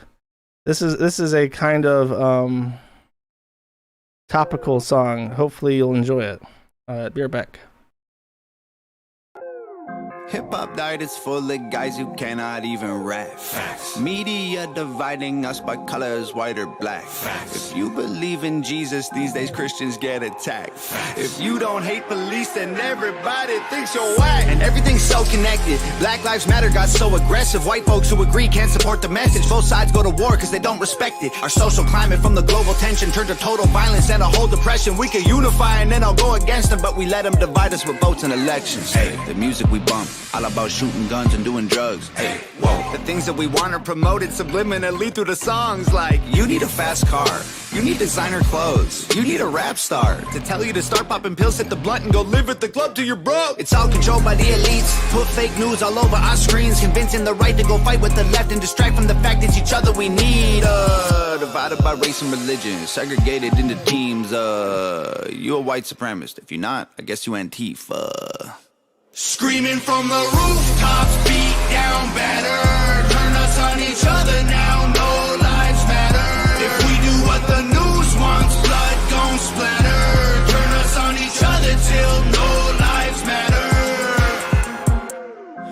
Freedom's dead. If you have an opinion, take it back. Facts. People hate the president. If you don't, then you trash. Facts. Indoctrinate the nation using news and mainstream rap. Facts. The government abuses us. It's all part of the plan. Facts. And it's so confusing. Black Lives Matter is a valuable movement, but all lives matter ain't racist or stupid. It's non-black humans who don't feel included. All colors fall under laws that govern the whole country, and we all suffer. We're all broke and nobody recovers until we accept that we're all brothers. Hey, the music we make, all about big booties and getting paid. Hey, whoa. We watch the news and it fills up our brains with violence and riots and race. Like this is a race war. You need to hate more. Get what you came for. You need some songs about Xanax and violence so you can escape more. What a vicious cycle we can't break away from. They control the culture, they control the paper. They're indoctrinating a whole generation till the patriots start to hate the nation. The music we love make us dumb and addicted. The news that we watch is brainwashing the children. The viruses, riots, and racist conditions ain't problems, they're symptoms of life in the system. Screaming from the rooftops, beat down better. Turn us on each other now, no lives matter. If we do what the news wants, blood gon' splatter. Turn us on each other till no lives matter. The music will make you dumb, the media makes you hate, and they control them both. There ain't no escape. They put the world in a state of chaos, economy crashing and massive layoffs. Black against white or it's left versus right, divide and conquer and control is the payoff. Screaming from the rooftops, beat down better. Turn us on each other now, no lives matter. If we do what the news wants, blood gon' splatter. Turn us on each other till no lives matter.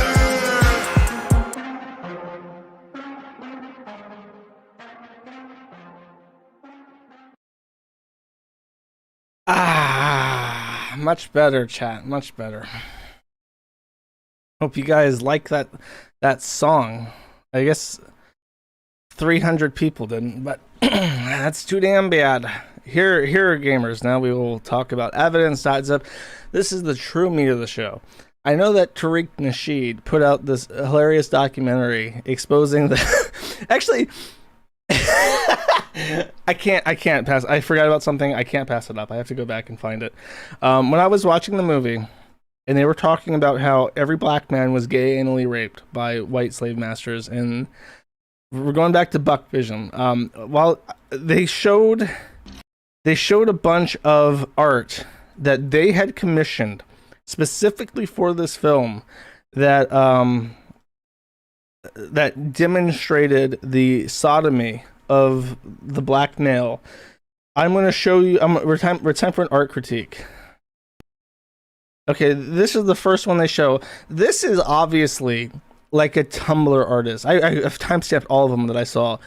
This is like a Tumblr artist, and this is like two Tumblr boys. And I don't know if they made pants that had like a fly that split open like that in the 1800s, but they all show this where it's like, here we have a buck and he's about to be broken by two white gentlemen in front of the house. And the way that it's drawn and like the Tumblr like blush and shit is just very funny to me. There's another one. There's many more actually. Here we have this one. Here's a young buck. This one seems to be drawn by the same artist from the Nintendo Zelda CD-ROM game thing, the Mario Hotel artist. That's that kind of art style. Now, this one, they make sure to let you know that they broke the bucks in full view of the family. So this buck is in a barn or something, and the guy, he's just so evil and smug, smoking on his corncob pipe as he's about to break this buck. There's more. This one's like the worst of all, like in terms of like art quality. There's another one that's pretty fucking bad, but they even have like evil twirly mustaches. And this is like a buck breaking competition. Steve, Earl, and Chuck, Sneed, Chuck, and I guess Earl, that'll be our third one, have 4 bucks between the 3 of them. Maybe we'll call the third one Zed, like after Pulp Fiction. Zed's back there. Zed's the one and with the whip who's just looking. No, Zed's the one on the right. Chuck has the whip. Sneed's up front, and Zed's on the right with the who's just watching. And they're gonna break all the bucks. And I like how he's got like a perfect heart-shaped booty. That's very romantic.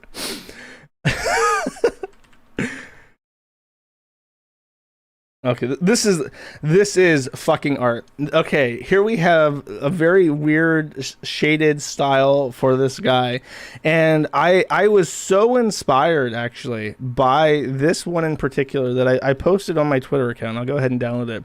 But there's a very famous meme from about a very old obscure game called The Mystery of the Druids that has a guy screaming.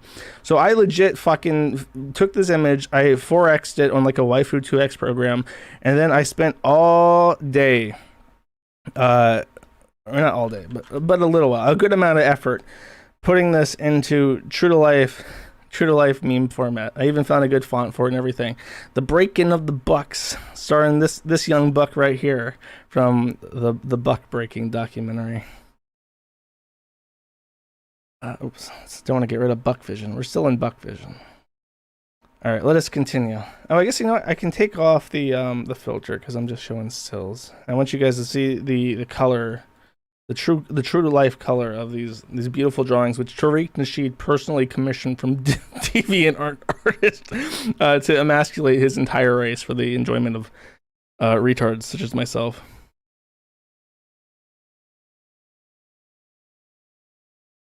Okay, zoom out. There we go. Okay, now this one's like lined up. So they've already got that buck down there, and his booty is a twisting. He does not want to be broken. But Chuck is up there and he's pointing down. He's pointing down to let the viewer know that he's about to be broken. Oddly, there's no penis. You can clearly see that man does not have a penis, unless he's like zipping his underwear or some shit. And for some reason, the women are pushing up another buck to be broken on the pier. 1805. Oh, here this is good, much better coloring. This guy is like whipping this buck. This buck is chained down, but this guy, he's like on all fours. I guess he's chained in such a way where it would be unnatural for him. I guess you could spread out. I think he could do a better job spreading out and trying to protect himself. This is like a submissive pose. He's like showing Chuck that he's actually already broken and he does not need to be broken anymore. So he's showing his submission here. This one. For some reason, he's making his horse watch. That's kind of mean. The horse looks angry. The horse looks like he's thinking, like, "Am I next? I don't want to be broken." You know, they call horses bucks too. He doesn't want to get fucked in the ass. 113. That one, okay, this is another one where they demonstrate that they make the whole family watch. So this guy's getting chained to like a post or something and actively broke. I think this is the only one that contains like actual penetration. The rest kind of like imply that it's going to happen. But this one actually kind of shows it with convenient censorship that the buck is being broken actively. He's like, yeah, he's like pointing your necks. This one, oh my god, this is like a gang breaking. This is like a massive. They need 3. This is like a strong guy. This shows the strongness of the black male, and that they need 3. The reunion of Chuck, Sneed, and Zed back to break the buck. 22 and 38. Oh yeah, there we go. This one's like about to start. He's realizing that he's about to be broken. He's like surrounded by them though. If I was gonna, I would not do it in front of like 8 different people. I probably shouldn't say that. I would never rape. Rape is wrong. But if I was a plantation owner in the 1900s and I had to break a buck, I would not do it in this situation. This is like a defenseless position for this man. Okay.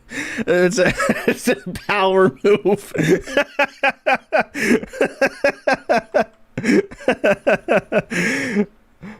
Oh, that's the story of how that guy is not a rapist. And this one is not buck breaking, but for whatever reason, it's the best picture. It's so nice. It's got such nice colors. And it's not violent. It's just 4 pregnant women. Maybe they were pregnant, by choice. This is like a planned thing. You don't know. There's no violence here. None of them look particularly angry. Though if they're that pregnant, they probably shouldn't be working in the field. That's not bad. That's not good for you to be working if you're that pregnant. I bet you this is like the best artist of the bunch too. So I bet you Tariq contacted like a real artist and was like, "Hey, I'm making this documentary about gay anal rape. I was hoping you could draw some white on black domination rape porn for me." And she was like, "No, I'm not going to do that." And he's like, "Well, I want to show the struggle of black people in slavery. What about like pregnant slaves?" And she was like, "Okay, I guess I can do that if you pay me a lot of money." And this was the end result of that negotiation. That's also the end of the porn, I'm pretty sure. Oh wait, this one sucks. This one, there's nothing happening. This one's like a MS Paint drawing from like Nigeria or something. And he's just like, yeah, I have a gun to protect me from all these pregnant women. I might get mobbed by these pregnant women like zombies if I don't have this firearm. And he's all dainty and shit and looking after them. Looks like he's hiding from them. Okay, that's enough of the buck breaking. Let us continue to evidence.zip. Evidence.zip. This is, I hope I can explain this in an entertaining way, because it is very hard to explain. At some point I started getting tagged by people like, hey, you should watch this fucking schizophrenic talk about Super Smash Bros. I was like, okay, I guess I can do that. And then I listened to it, and it's 2.5 hours long. By the mercy of God, I managed to reduce it down to 100 or so timestamps. So I'm going to try and get through this in a timely manner. And if I decide, fuck it, I'm just going to start explaining shit as quickly as I possibly can. We'll continue until I am buck broken by this fucking schizophrenic rambling. The interesting thing is, it doesn't make sense like the first 25 minutes as you're listening, and then you kind of realize what it's about. So this is just I'm going to give people who've never seen this, have no idea what it's about, just a kind of blind intro into how this man is going to present information for 2.5 hours to anyone who watches this. And let me know how the audio is. He says, I'm making this video in order to intercept propaganda that is slated to be broadcasted this week. The last thing the Smash scene needs is propaganda that will send it further down the path to dystopia. Hopefully this video is able to reverse the scene's current trajectory. There's a PDF version of this video available in the description. That PDF version is 138 fucking pages. Warning, this is a dark video that contains unpleasant information about the status quo of Smash. Viewer discretion is advised. Hey everyone, it's Hax. Today, I'm going to tell you some dark secrets about the Melee community because I think it's about time for people to hear them. Unlike most of my videos, today's video is not going to be addressed toward just the Melee community, but rather the esports community as a whole. That's because I value a safe future for everybody in esports, and I happen to know that the Melee community is currently engaging in a pattern of behavior that threatens not only itself, but the rest of the esports world as well. Unfortunately, I've watched my entire community be subjugated by this threat over the years, and it doesn't seem that anyone else sees what I see anymore. If they do, then they're either too paralyzed with fear to make an impact, or they lack the platform to do so. At first, I didn't want to give the esports world the red pill on what was going on within the Melee community. I saw that people were living happily in ignorance, and I didn't want to change that. But it seems that every year that goes by, the situation only gets worse. What drew the line for me was when I saw that the filmmaker Samox recently announced that he'd be releasing an edited version of the metagame documentary, which is set to air this weekend. I'm eventually going to explain why it should actually be illegal for this documentary to air, and why the Melee community needs to wake up to what's going on. For those who don't know me, let me introduce myself and explain why. So just to, again, I'm playing this raw. I don't want to give too much commentary, but if you're confused, don't be concerned that I'm not going to explain things. But you should be confused at this point. You should be wondering, what the fuck is happening? What is the Super Smash Melee community? What's so important about it? What the fuck is this guy talking about? What fucking documentary is he talking about? Like, what the fuck is happening? Those are all natural, normal questions, and if you watch this on your own, you would be having them for about an hour and a half before any questions start coming in. So I'll explain things up front as we proceed. You should trust this video. I've been in the Melee community for 16 years, having been a top player for many of those years. Throughout my career, I've proved myself to not only be a top player, but also a top influencer for the community. Although I only have a moderate following, I've helped the Melee scene make technological progress in at least 5 major ways. The most notable thing I've done is create an ergonomic controller called the Box, which thousands of Melee players now use in order to avoid injuring their hands and wrists. But I've also done several other things. In 2017, I advocated for in-game software mods that gave quality of life improvements to GameCube controller users. These were adopted later that year. Then, in 2019, I explained why Melee needed an anti-stalling rule called the ledge grab limit. This rule set change was approved shortly afterward as well. Later in 2019, I started hosting a weekly tournament series called Hacks' Nightclub, which showed people that it was viable to play Melee on LCD monitors. Through the use of the latest technology, my tournament series gave people a glimpse at what Melee might look like in the future. And finally, starting in 2020, I began making educational videos that taught people about intricate Melee mechanics. All of my videos went into great detail about mechanics that people had never heard of before, and were fact-checked several times for accuracy. I recommend checking out those videos if you haven't already, because today's video will be somewhat similar.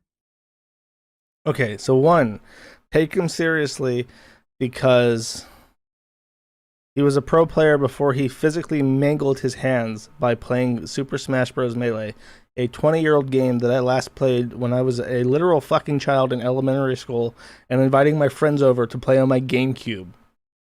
2, in doing so, he made a petition on change.org to add a anti-camping feature or a rule in professional Melee games specifically against like Jigglypuff players who will hang on the ledge to avoid the fight until the other player gets impatient. And because I guess what you can do is if like there's a time limit and they are a little bit ahead and they think they might lose, they can just stall until the game ends, and that's really fucking gay and nobody's entertained by that. So he's like, we should change that, and people were like, yeah, you know, we probably should. And then they did. So that's his second qualification, is that he said we should change that, and they did change it. Then the third one is that he does videos on YouTube demonstrating how to play a 20-year-old video game. So those are his qualifications for the information he's about to give. Something to know about all the innovations I just described is that they all went against the grain. These were all radical ideas at first, but I helped show that they were the right direction for the community to go in. Today's video will go against the grain as well. However, today's video will have to do with politics rather than technology. People may not realize this, but the Melee community's politics are in shambles right now. There's something unthinkably evil going on right in front of our eyes here within the Melee community, and I have the evidence to prove it. Today's video will be tough to stomach, but the longer people remain ignorant, the worse the situation will get, so we don't have a choice anymore. The most difficult part about this video will be accepting that the evil I'm referring to is being perpetrated by a community leader. There's a quote that goes, "The greater the crime perpetrated by the leadership, the less likely the people will ever believe their leader's capable of perpetrating such an event." That is, unfortunately, a Hitler quote, but it's one that's very applicable to the current situation. Bam! Right off the bat, 3 minutes and 40 seconds into this 2.5 hour long video, Hitler, this is Hitler level. There is a threat to Super Smash Bros. Melee, which is so insidious, so evil, he used the word evil, that we have to directly compare it to Hitler. So this is fucking serious. Whatever this guy is about to say, we have to pay attention to before it's too late, as he warns us. So we move to 5:30, where he begins to talk about how deep this goes. It's .zip, and so you'll need to drop everything you current on. .zip is the red pill because it reveals an MO that hasn't changed, and has only evolved as time has gone on. The press so evidence.zip. The video is named evidence.zip 2. So he's explaining that you have to forget what you know about evidence.zip. Now, if you know anything about evidence.zip, or if you don't know anything about it, well, you're just shit out of luck, because he's not going to explain that until chapter 3. But you must forget everything you know about evidence.zip moving in, because that's the red pill. Lied to you about evidence.zip, and so you'll need to drop everything you currently know about it. Evidence.zip will reveal that several events that have occurred in recent years were politically motivated in ways that the Smash community didn't realize, and that there was an agenda in motion the entire time. I'll also be backing everything up with my own personal experiences. I've been withholding a ton of information for this inevitable moment, and it's time to release all of it. Something I want to apologize in advance for is the fact that I'm going to betray several people's trust in me in order to bring you the full truth today. Private information must be leaked in order to tell the full story, and so I'm sorry to everyone who that affects. One last thing I want to go over is why I believe this is a groundbreaking video. This video is a case study for how a community can be uprooted without even realizing it. It will show how platforms such as Twitter, Twitch, and YouTube can be weaponized in the modern-day era of social media, and how laws should be implemented to ban certain strategies when it comes to these platforms. There's a quote, by the way, I didn't timestamp it somehow, but he explains that you have to forget what you know about evidence.zip, and also the media has lied to you. He says several times that either the media or the press has lied to you. So this is fucking big. The press is covering this up. It's covering up evidence.zip, and it's such a catastrophic revelation that he's had that the government should get involved so that they ban certain social media practices to prevent this from ever happening again. Hashtag never forget. He's not quite explained it yet, so don't be confused or don't be surprised if you don't fucking understand. This is a story of political and psychological warfare that took place in front of your very eyes over the course of the past decade. As the only person in the entire world capable of telling you this story, I know that I have to, as it has the potential to change the timeline we live in. He's the only man who can possibly give you this information, and it will change the timeline that we live in. So he's raised the stakes so fucking high, and he will continue to raise the stakes over and over again. There's only one type of society in which these disconnects exist, and that is a totalitarian society. Under totalitarianism, it may not be entirely clear whether those in charge are truthful and heroic or not. This is because while they give their citizens a place to live, totalitarians deprive their citizens of basic rights by controlling the press, performing mass surveillance, and resorting to state terrorism, which is when the state attacks its own citizens in order to instill fear. The reality is that totalitarians are neither truthful nor heroic, but they make their citizens think they are in order to mobilize them. This is done through either manipulation or force. So that's important. He underlined propaganda, censorship, mass surveillance, and state terrorism, which is acts of violence perpetrated against its own citizens. So keep that in mind. This is the stakes that will be applied. What totalitarians will commonly do is craft false hero narratives through the vilification of others. So I also want to keep a list of people that he's compared, the person that he's talking about has been compared to. So far, Adolf Hitler, Joseph Stalin, Mao Zedong, and Donald Trump. And he compares them to more people and in greater detail as we continue. Again, if you're confused as to who the fuck he's talking about, don't worry. He hasn't actually mentioned it yet, I'm pretty sure. And if you didn't know what the topic was about, you would probably think that this was like a conspiracy video about something way more important than Smash. If you look at the current state of the Smash community, it is in line with the totalitarian regime, and that is entirely because of Levin. It's obvious. Okay, that's the first name drop. And at this point in the video, you might be thinking this is like a random name drop. And you're like, okay, so there's multiple people here doing something that are bad. And that's the state apparatus. There's some sort of like melee authority that's like subordinate or actively participating. But this Levin guy is important somehow. Levin wants full control over the community based on several of his tendencies. A dead giveaway of Levin's intentions is the fact that he blocks anyone who disobeys him on Twitter, to the point that he probably has thousands of people blocked. This strategy isn't being used by some random person either. It's being used by the person with the highest follower count in the community. When you think about how dangerous this strategy can become over time, it should actually be illegal, and I'll explain why. So him blocking people on Twitter should be illegal, and he will explain why. And his explanation is simply that what he does is he blocks everyone who challenges his statements. And that creates a system of what he calls pest control. And essentially what he's demonstrating here is that, well, I'll let this play and then I'll... Avoid social isolation. When you think about the effect pest control has on crowd psychology, it deserves to be illegal. It is a mass manipulation strategy that looks to encroach on people's free speech, and the only reason we didn't realize it earlier is because social media is still new to us. The reality is that by performing pest... So what he's saying is that you have people who follow a person who's important in the community. If that person blocks those people, they are denied access to information, which is critical to that society, that microcosm.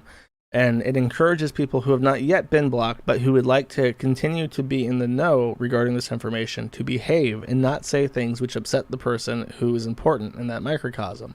And I think this position is partly inspired by the lawsuits about Trump blocking people during his presidency, because he compares them to Trump several times.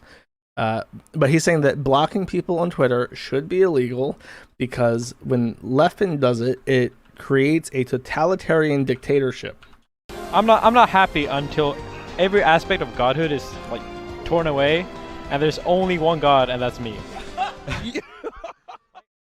When interviewed in 2015, Levin made it clear that he was intent on becoming the one true god of Melee, and that he wouldn't be satisfied until every aspect of godhood was torn to shreds. This made for great entertainment at the time, and so people didn't stop to consider the real meaning behind it. The biggest red flag of all, however, is something that no one would have ever guessed. Many studies have shown that one's personality can accurately be inferred from their social media avatar. If you think... I'll replay that. All, however, is something that no one would have ever guessed. Many studies have shown that one's personality can accurately be inferred from their social media avatar. If you think... Okay, you hear that, chat? Your personality can accurately be determined by your avatar. And so you must choose your avatar very, very carefully, because if you don't, people might assume that you're a drooling retard, you're a disfigured mutt, and you're a genetic dead end who dribbles on himself. About the process that goes into choosing an avatar, this is obviously true. People will often use avatars of anime characters that represent their inner beliefs, which is why I need to raise an issue with something.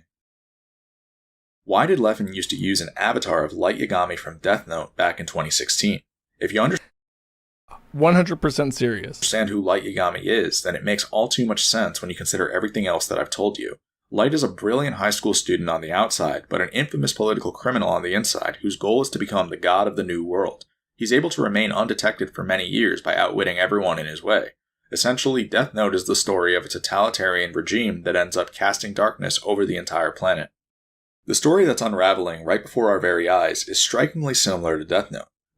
Okay, so let me check my fucking notes. When do I end this? Because I don't want to interrupt myself before it's ready. I'll let it. The Death Note is a book that can be used to issue death sentences simply by writing someone else's name down. Should this tool fall into the wrong hands, it would terrorize an entire society. The funny thing is, Leffen is basically trying to turn his phone into the Death Note. Through the use of modern technology and a good understanding of crowd psychology, it's actually possible to create a Death Note nowadays, and people need to be wary of that. That 100% unironic. So Leffen has created a Death Note using Twitter, and that is why he has specifically chosen the anime profile picture of Light Yagami from Death Note. And on the off chance that you don't know the gist of Death Note, is that the character has discovered a book from a god of death in Japan, and he can write the name of anyone he wants to kill them. And he immediately, to the surprise of the god, starts writing down as many fucking names as he can think of. And that's the setup. So he's saying that that guy is a narcissistic type. He's got a crazy personality. He's a member of the Dark Triad, and he goes into fucking detail about how this anime character is basically Leffen and needs to be put a stop to as soon as possible. He has presented himself this way. You might be wondering why all of these troubling signs seem to be coming from the same person, so I'll give you the clinical explanation. In psychology, there is a concept called the Dark Triad that consists of 3 antisocial personality traits: narcissism, psychopathy, and Machiavellianism. These traits are strictly malevolent and can be thought of as the very definition of evil itself.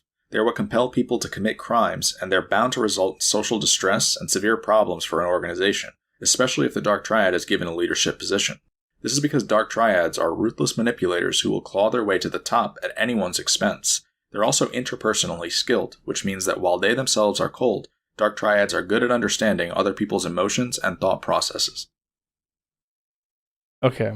Actually, no, wait, hold up. The next thing to know is that Leffen is technically not a Dark Triad, but a Dark Tetrad. So he drops this Dark Triad shit just immediately. He says, like, actually, during the course of making this video, I've learned a lot about psychology from Wikipedia, and I'll explain to you the Dark Triad. And then he explains the Dark Triad, and he's like, but actually, he's more like the Dark Tetrad. And then he drops another thing, and explains that, and that takes like 30 fucking minutes to explain. And it's like, bro, this does not matter. By the way, this is the guy... this is Leffen. Someone asks us he's Jewish. No, he's not Jewish. He's half Korean, half Swedish. I'm assuming that he's like royalty from the Finnish Korean hyperwar or something. And he's been like a long line of Suomi who have managed to master gaming or some shit.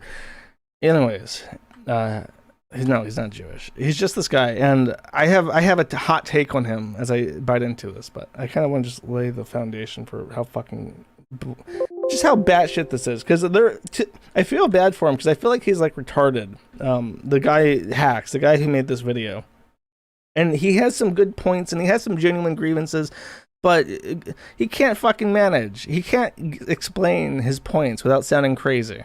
It's Leffen here again. I forgot to mention that I'm going to be doing a charity stream this Friday. It's going to be for RAIN, which is the biggest anti-sexual violence charity in the United States. The video you're watching is blatantly insincere just based on the way Leffen raises his voice. He's speaking in a high-pitched voice because he knows that he needs to appear friendly and charitable in this moment, and he doesn't actually feel those emotions, We can't forget that this is the same person who was once banned for being a chronic liar with a manipulative personality, and that this slip-up isn't merely a coincidence. And I kind of agree with him on that, because there's a video where he's talking, and I kind of want to play some clips of him talking, just to kind of show you what he sounds like normally. To kind of put blame away from themselves, that they couldn't have done anything, everyone's bad.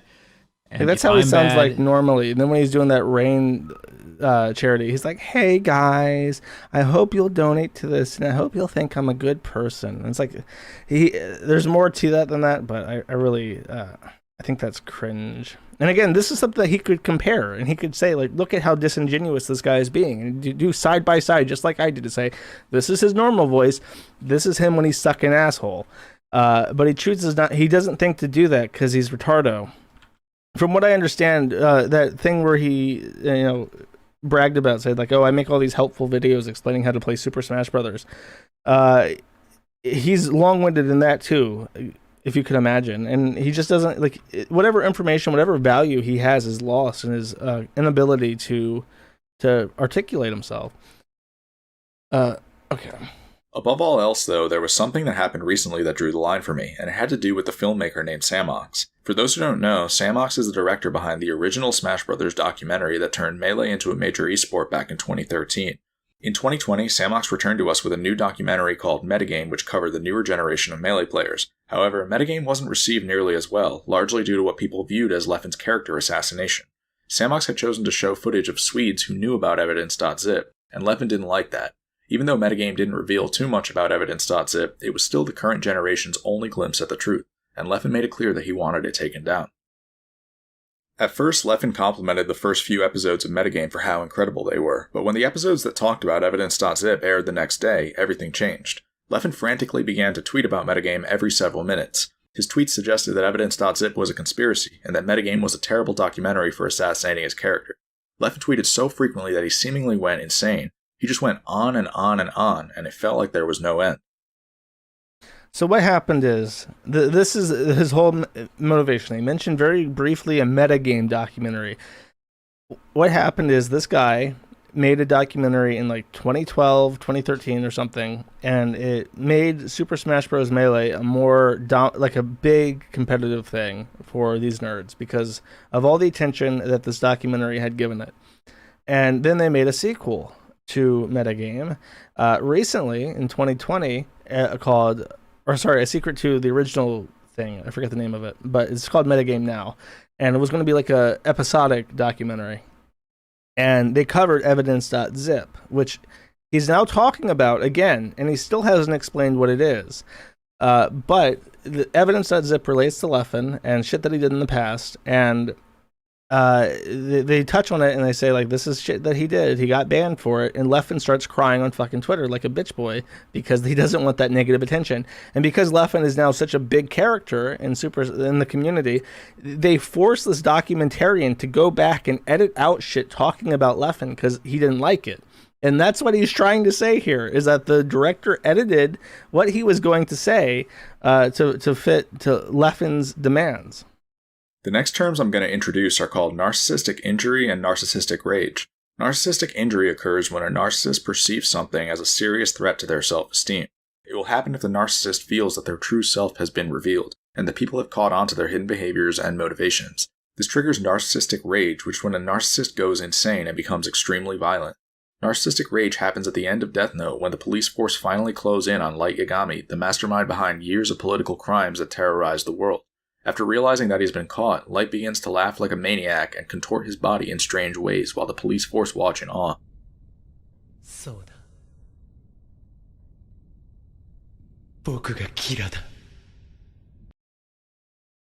In real life, the way narcissistic rage works is it has two phases. The first phase is an angry outburst, and the second phase is a self-aimed wrath. This means that the narcissist will actually degrade themselves as to suggest that the way they've been insulted is preposterous. Leffen did this toward the very end of his rage when he tweeted a picture of his face edited onto a Dementor, which is a creature from Harry Potter that drains peace, hope, and happiness from the world around it. Although people saw this tweet as sarcastic, it was actually a lot more telling than they realized. The way Leffen responded to Metagame rallied the community in back of him, which put extreme pressure on Samox. Just a few hours after these episodes aired, Samox had already been forced to issue an apology statement assuring people that re-releases of Metagame would be censored to remove all evidence.zip footage. Many people called this out as revisionist history, but their voices were ultimately drowned out. So you see there, this is like I think watching this, now as I stream it, I'm thinking like this is a perfect example of how this idiot, this hacks guy, has legitimate grievances and he fucks it up because he doesn't know how to not be a spurg. He's saying this guy released a documentary. It made the community. He comes back almost 10 years later and he makes another one, and he includes truthful information, factually accurate information, which has happened in the history since the documentary was made. And because it offended one of the rising stars, or the big star of the community, all his little tarred fans went after the documentarian and said, remove this information, and now it's gone. That's a legitimate criticism, and it demonstrates that this guy has inordinate influence in the community, which is a legitimate grievance. But then, because he's a spurg, he says, and this is just like the narcissistic rampage that Light Yagama had at the end of Death Note. Like, bro, whatever fucking legitimate complaint you had is just gone. It's fucking Thanos snapped out of existence, and nobody can follow that train of logic because you are like insane. And that's why I feel bad for him. And I'm trying my best to represent like his point, because I don't have any stake in this. And I'm trying to say like this poor schizophrenic man has been I'll save that actually. This video. The way this generation got here in the first place was through propaganda. TSM and Red Bull committed one of the biggest sins in esports history when they decided to erase the truth about evidence.zip and lie to people instead. The documentaries, interviews, and articles that these companies have put out in the past several years are nothing short of the most aggressive brainwashing campaign I've ever witnessed. It's almost as if nothing the media has told you is true. Leffen sponsors have the media. Like, bro, it's one fucking documentarian and a red... whatever. I'm getting angry. Seem as though he's a cheerful and positive role model, and they've had friends and family members testify on his behalf as well. This false narrative is amplified by interviews with other community members who know nothing about the truth either. Red Bull even titled their documentary series Evidence.zip and portrayed Leffen's ban as a hero story, as if he was a phoenix rising from the ashes. It gets worse when you consider that Leffen surely influenced the narrative of these documentaries and had final say over all of them. Now, we're somehow at the point where I'm the last one left in Smash who knows the truth. I promise you that after I tell you the truth, every single piece these companies have ever put out about Leffen will be remembered as political terrorism. Again, like, that's funny how if you search evidence.zip, I'm sure you get a ton of Google results with the actual evidence.zip that brings all the shitty things that he did in his past, right? Now, again, he was like 15, so this is like people bringing up Blockland posts to me, I guess, because it's so long ago. But it's understandable, his frustration that he has this long-standing grudge with this other guy, and then Red Bull sponsors him, and then suddenly they release this documentary or fluff piece on Leffen, and they call it evidence.zip. Why? Because Red Bull and YouTube and all that SEO shit flying around will bury results about the original document and bring up the Red Bull fluff piece. That's not a mistake. They didn't do that on accident. They did that intentionally to hide things about someone who they're now financially invested in. And that's a legitimate point. But what does he say? This is a state terrorism and the media is lying to you. Like, bro, there are ways to word this that's not retarded. Chapter 3 is, by the way, oh god, this whole thing about how it's the death of free speech and shit because of Red Bull sponsoring this fucking idiot. Chapter 3 is non-narrated, and it's just evidence.zip, and it's all these arguments and shit from a Super Smash Bros. Forum from 2012.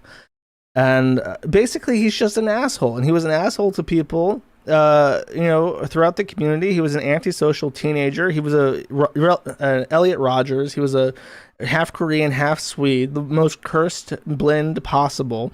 And he's just like a miserable spac who is a dickhead to people in the Super Smash Bros. Community, and he makes an early rivalry, I think, with Hacks, the guy who's doing this video.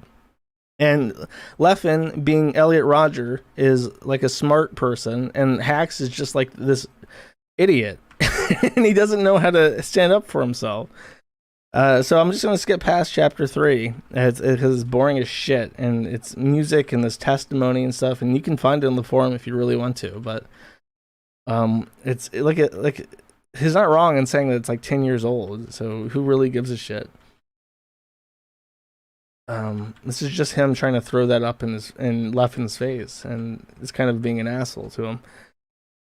Okay, so the most legitimate criticism in regards to this is, or interesting criticism, I think, is chapter 4. Chapter 4 is Hax's real life encounter with Leffen at a Super Smash Bros. Rally. Because what happened after the evidence.zip, after that came out,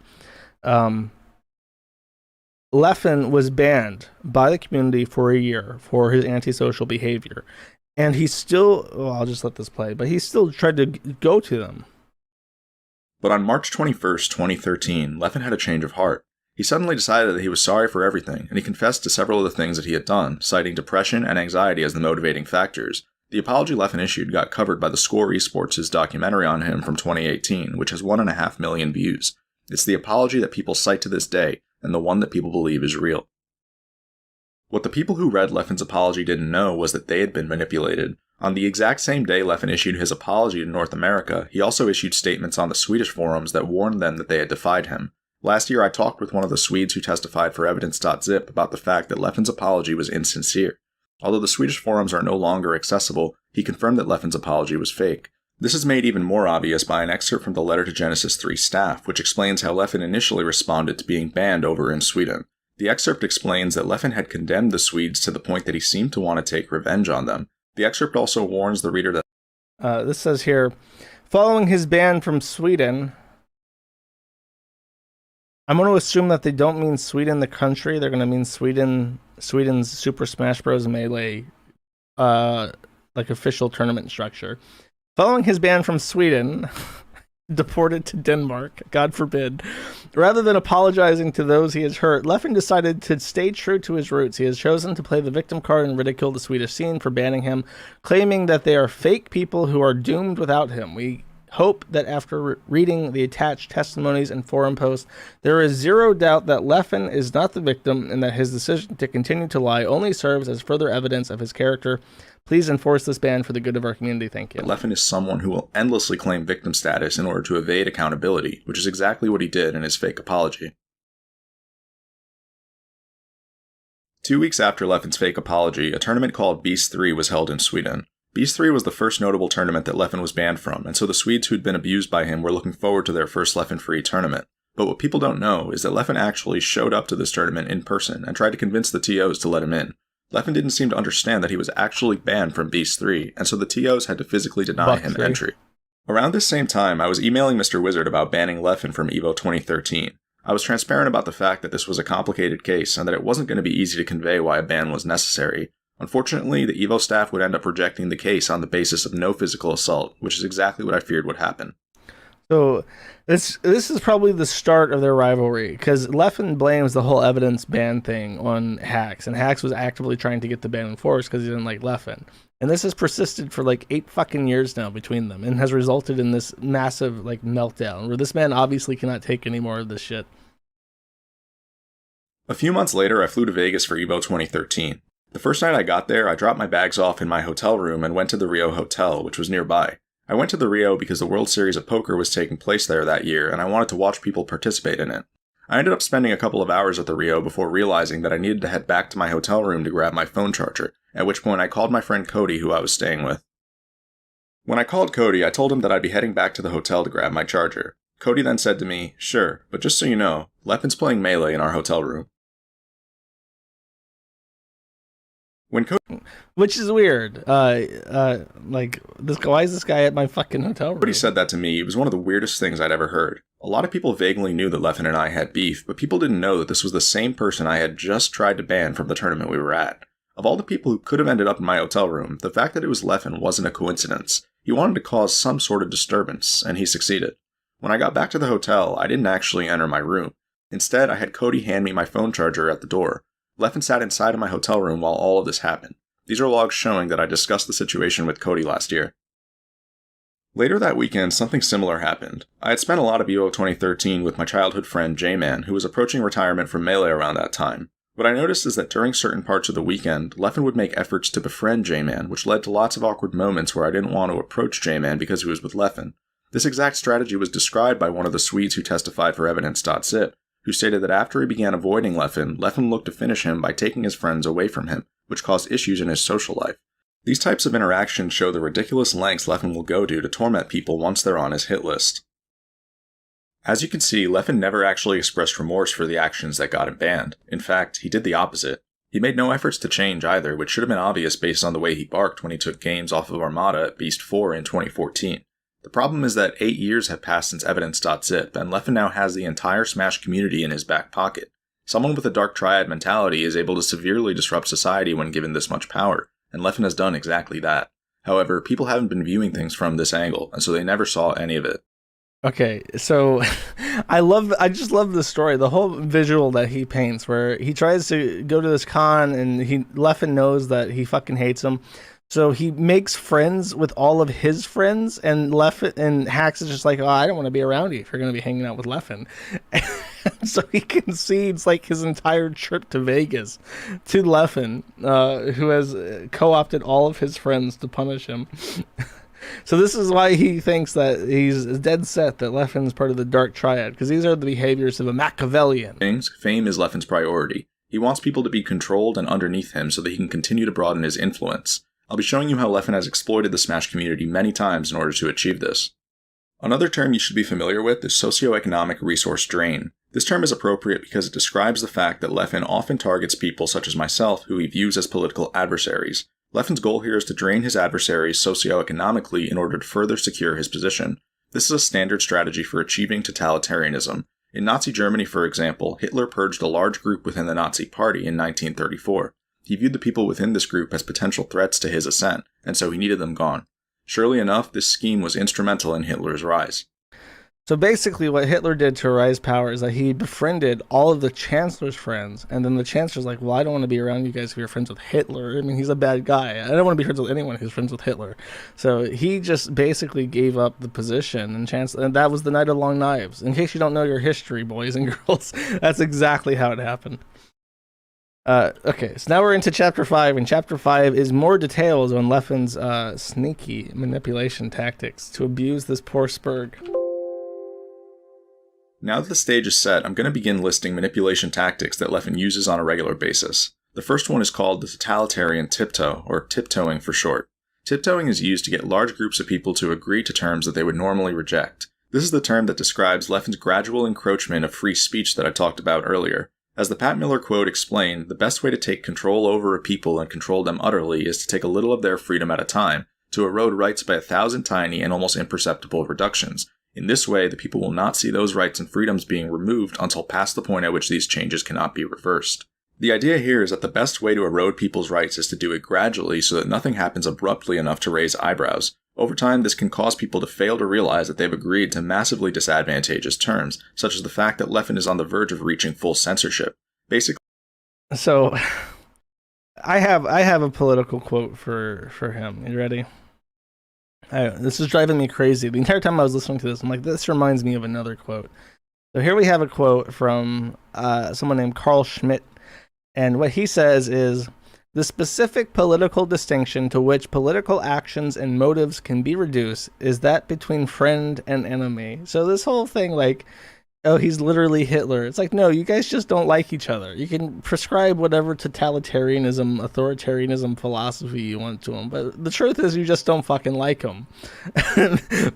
maybe dial it a step back, and because his issue is that he wants to see himself as a force for good and Leffen as a force for bad.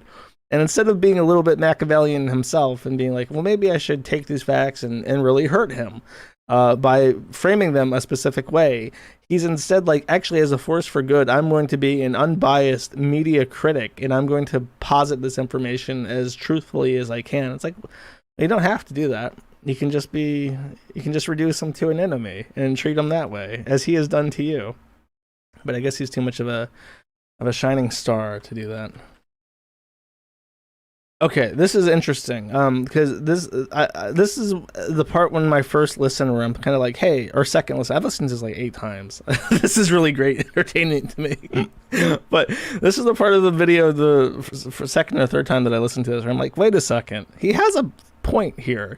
So I'll let him explain. On January 2nd, my staff and I hosted Hacks' nightclub. There were 567 entrants, and the event was a huge success. But what a lot of people didn't understand is why Hacks' nightclub never happened again after that date. The real reason is very complicated. On January 3rd, the day after I hosted Hacks' nightclub, Leffen announced that he'd be starting up a weekly tournament series called Levo. To enter Levo, people would have to subscribe to Leffen on Twitch. Levo was going to happen every Saturday, which normally would have meant that it was overrunning Hacks' nightclub.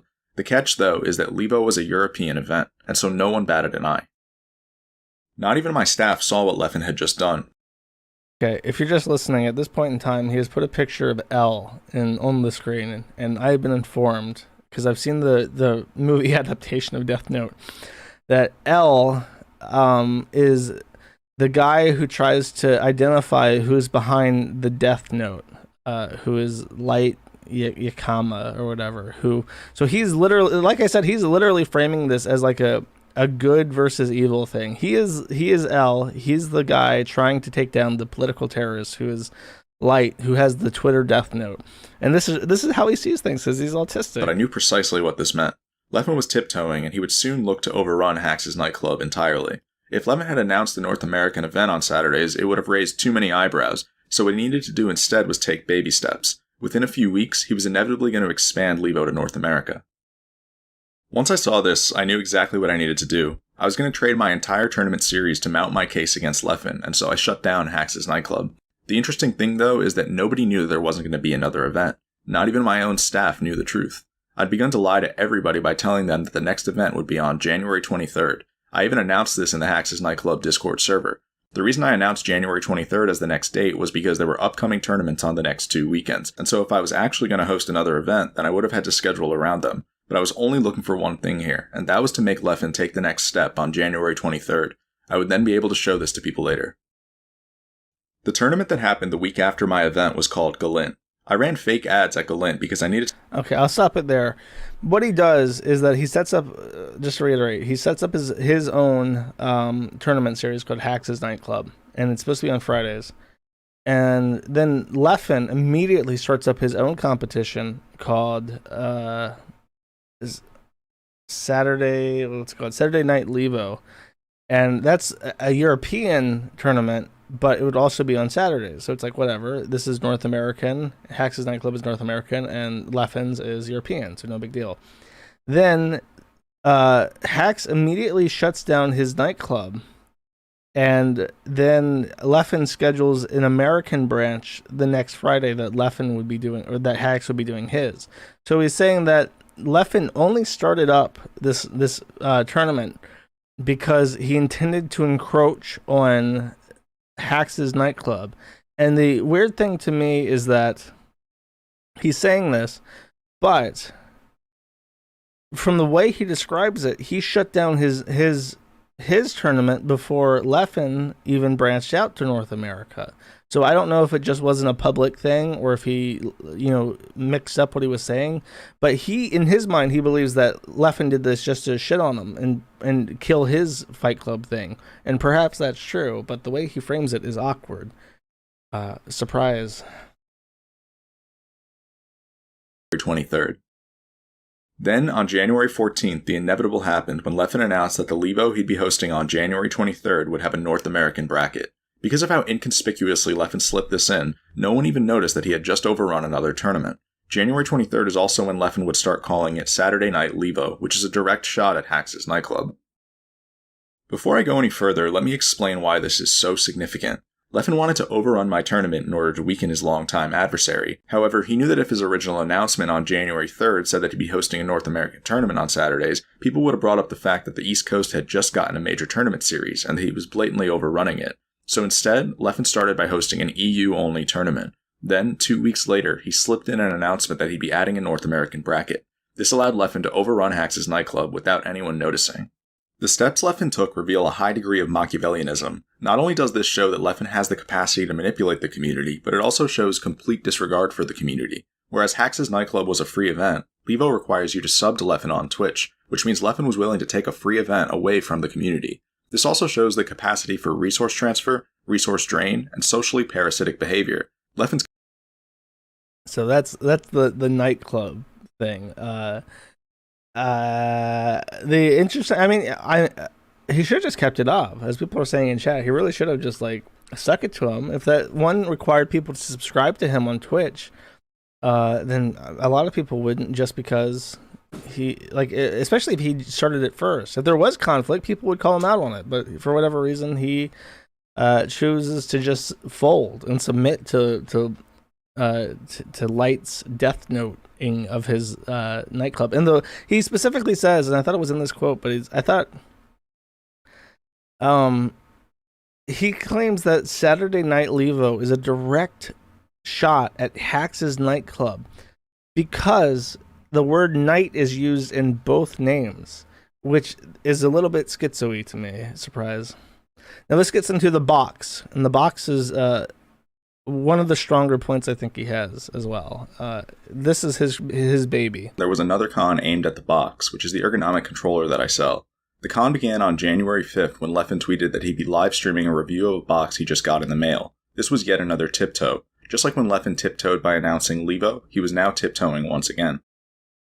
To show you how obvious it is that this was a tiptoe, consider this Instagram post that Leffen made in 2017 in which he claimed he'd be showcasing notched GameCube controllers. Leffen then posted his so-called notch showcase to YouTube and started to say things like these within the first few minutes.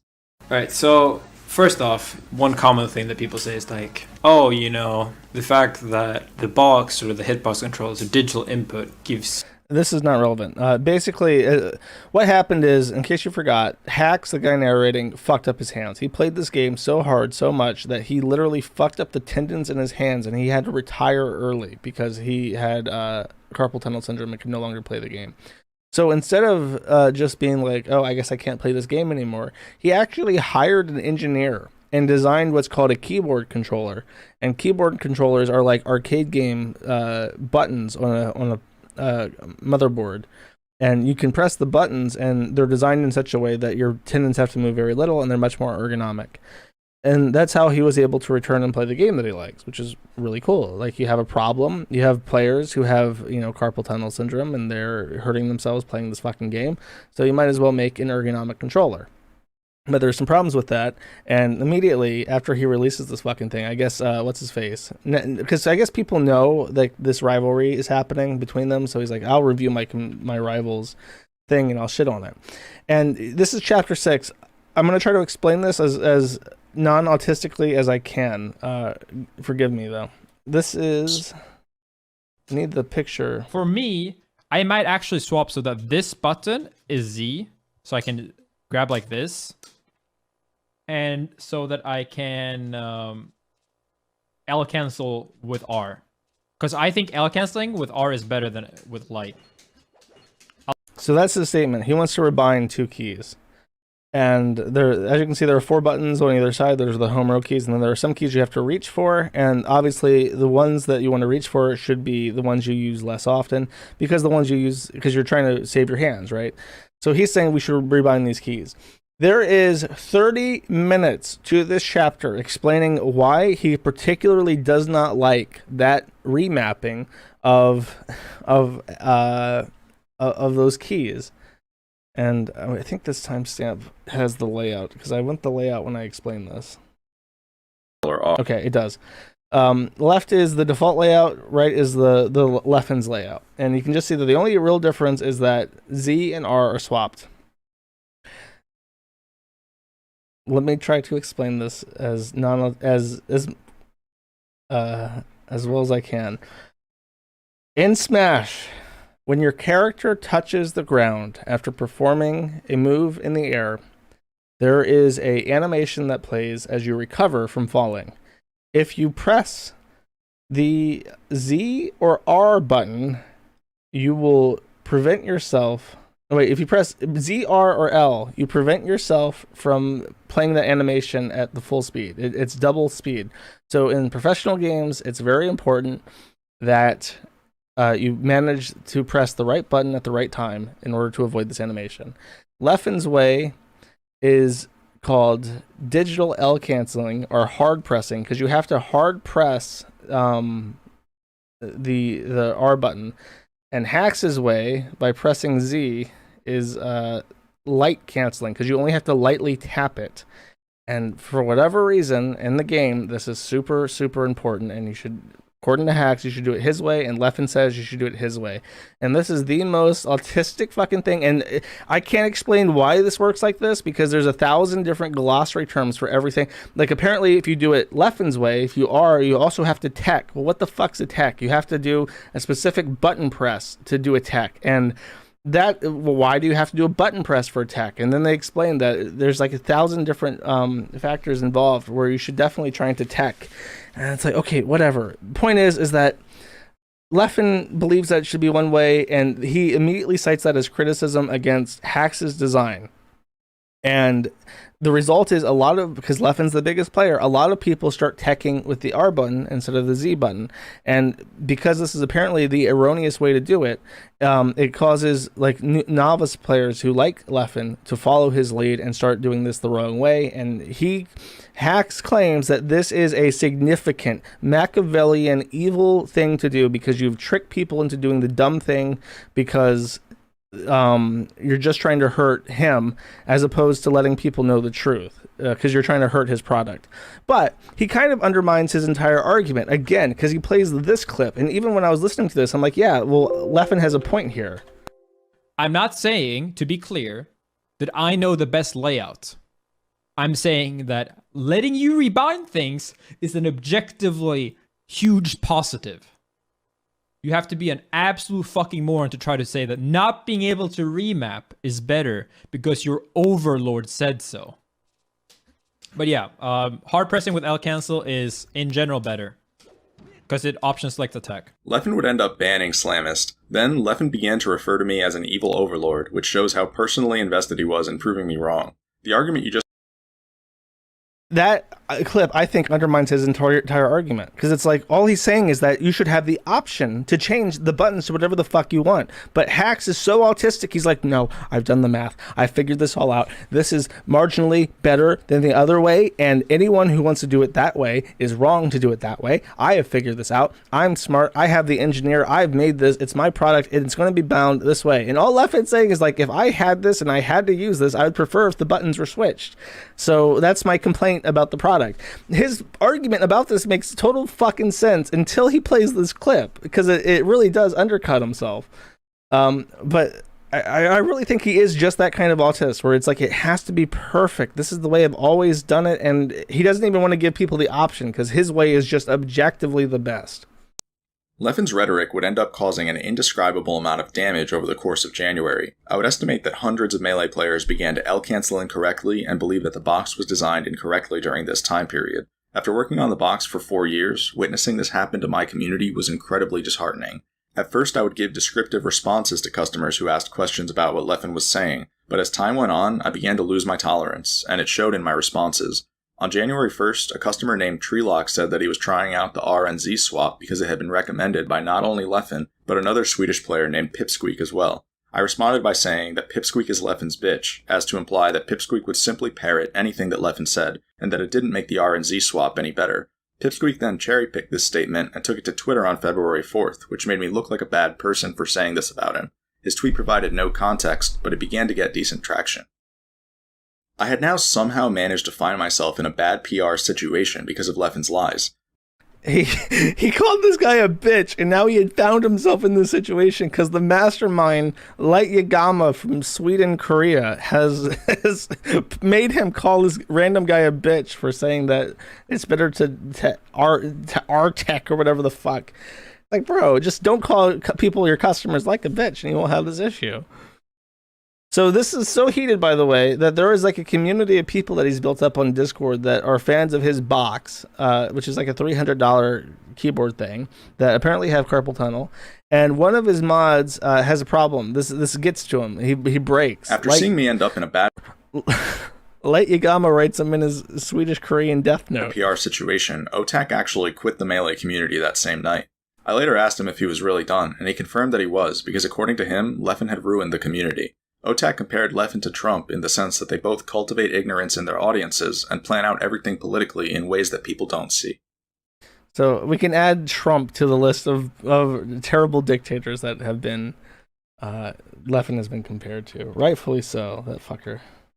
Remember when I said that if Leffen were to throw a narcissistic tantrum like this one nowadays, it would cause serious problems? Now you know that I wasn't kidding. Leffen chose to set up his stream every day and knowingly lie about game mechanics in a way that would damage my company's customer base and PR. I even ended up having to make a YouTube video to debunk the lies he was spreading, but it's not like my video undid nearly all of the damage. After I made my video, Axe contacted me in private to thank me for making it. He said that he didn't know why so many people had been L-canceling the wrong way lately, so I told him it was because Leffen had been lying to people. He lied to people day after day after day, and abused the fact that a lie told often enough becomes the truth. Add Lennon to the list of people that Leffen has been compared to. Okay, chapter 7. This is like I said, the box thing, it's like, okay, you know, whatever. He's saying that the layout should be different, and that apparently that harms the Smash community somehow. This, to me, is the most legitimate criticism that he has against Leffen. And at this point, Leffen probably legitimately fucking hates hacks and is just trying to fuck with them. Because that's the only thing I know how to derive this from.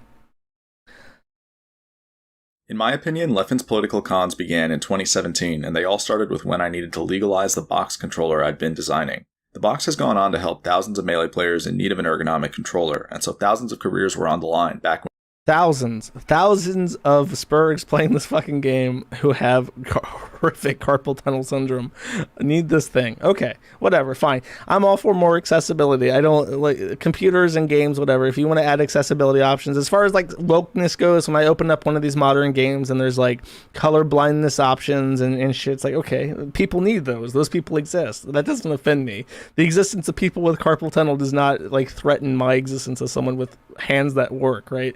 So it's a good thing, and I hope he gets what he wants. When its legality was being decided. But Leffen didn't care about that. He wanted me gone, and so he was going to get the box banned at any cost.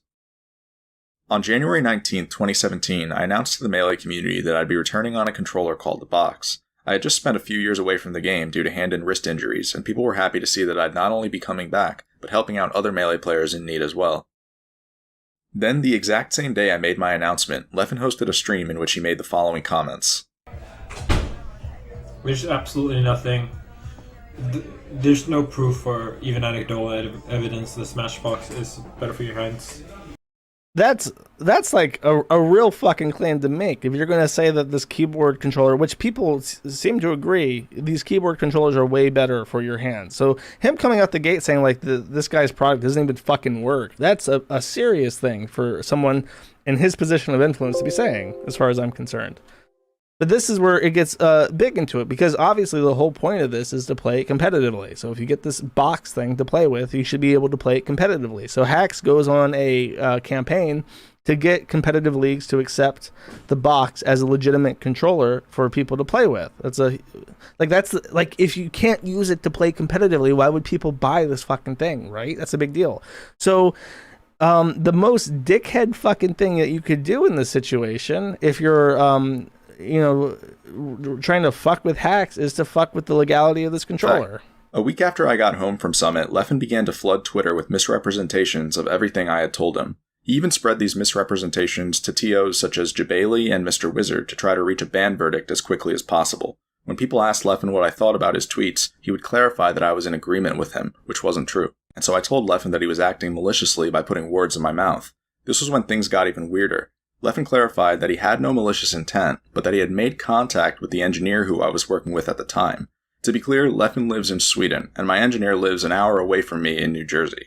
When I saw Leffen's tweet, I realized that he had formed a strategic friendship, as he usually does. I didn't think too much of it at the time, but it would end up coming into play later. A week later, Leffen began to flood YouTube with anti-box propaganda. The first video he made was released on March 21st, 2017. It was only a minute long, and it was called Box Controller Exposed. The video he does not have the balls, by the way, to say its full name. Box Controller Exposed, gone sexual. He omits that to keep the serious tone going. I appreciate that. The This is another technical explanation, which I will sum up for you. This one's much easier to understand. Every Game Boy controller is made differently. There are imperfections, and basically when you move the analog stick into a specific direction, theoretically, when you move it as far as you can to the right, then there should be... your character should be moving 100% fast, as fast as it can to the right. But because of how it works and because of the imperfections in the controller, there is a marginal 1% difference between the perfect rightmost position of the analog controller and where it will naturally fall if you move the analog stick to the right. So people will physically carve into their controllers notches so that people will know where this 1% cardinality is, so that they can move to the right 1% faster than they would if they didn't hit this mark. However, if you have a digital controller like a box, for instance, there's no issue with this cardinality because it's made differently. It uses different components, so it always has that 1% cardinality. And then Leffen makes this video. It also affects up or down. This also affects airspeed. So, it also affects even the Smash DI and normal DI. So you can literally DI further on a keyboard or a digital input. Do what you will with this information. Leffen's video is incredibly disingenuous for several reasons. So even that in that video to me, it's like, do what you want with this information. He's trying to imply that this is a big fucking deal. That this box is a threat. This ergonomic, gimpy-handed retard controller is now the new threat in the Smash community because it can move 1% faster than a normal controller without the notches. And with the value before that. But what Leffen doesn't show you is that this is only okay, this is also, I just need to explain this. There is a specific situation that Leffen does as an example to show how the 1% cardinality rule lets you escape. But it requires two very precise things to get away from it. And apparently, there is already a fix. Like in tournaments, they use a program so that all Game Boy controllers hit this 1% mark all the time, even if the thing isn't notched or you're not using a digital controller. So it doesn't even matter. But he titles his video, Leffen does, as digital controller meta incoming, as is everyone's going to be forced to buy Hax's box if they want to be competitive still, because it has this great advantage. And it's just, to me, like, I've looked at this and I think this is bullshit. This fucking guy is trying to ruin this guy's career because he doesn't like him. And in retrospect, this gives a lot more credibility to his other statements, which just kind of look like him being a spurg and not being able to socialize with a guy who's like being a bully to him or whatever. But in this, it looks like he's actually trying to fuck with them in a tangible way. As of Royal Flush announcing that I'd be in attendance, Leffen hounded the TOs about redoing their controller rule set. This caused Royal Flush to rescind their invite. When Royal Flush rescinded their invite, I didn't care too much, as my engineer and I were mostly focused on a separate project at the time. Just to kind of, I think, I don't know if I missed this, but basically Double Down invited Hax to make a big grand return with his controller. And then Leffen tweets at them directly and says, so modded controllers are allowed, or are you just going to not post a rule set? So he's like actively bitching, like, hey, this guy's using a modded controller. Are you going to let him cheat like that? And he gets disinvited as a result.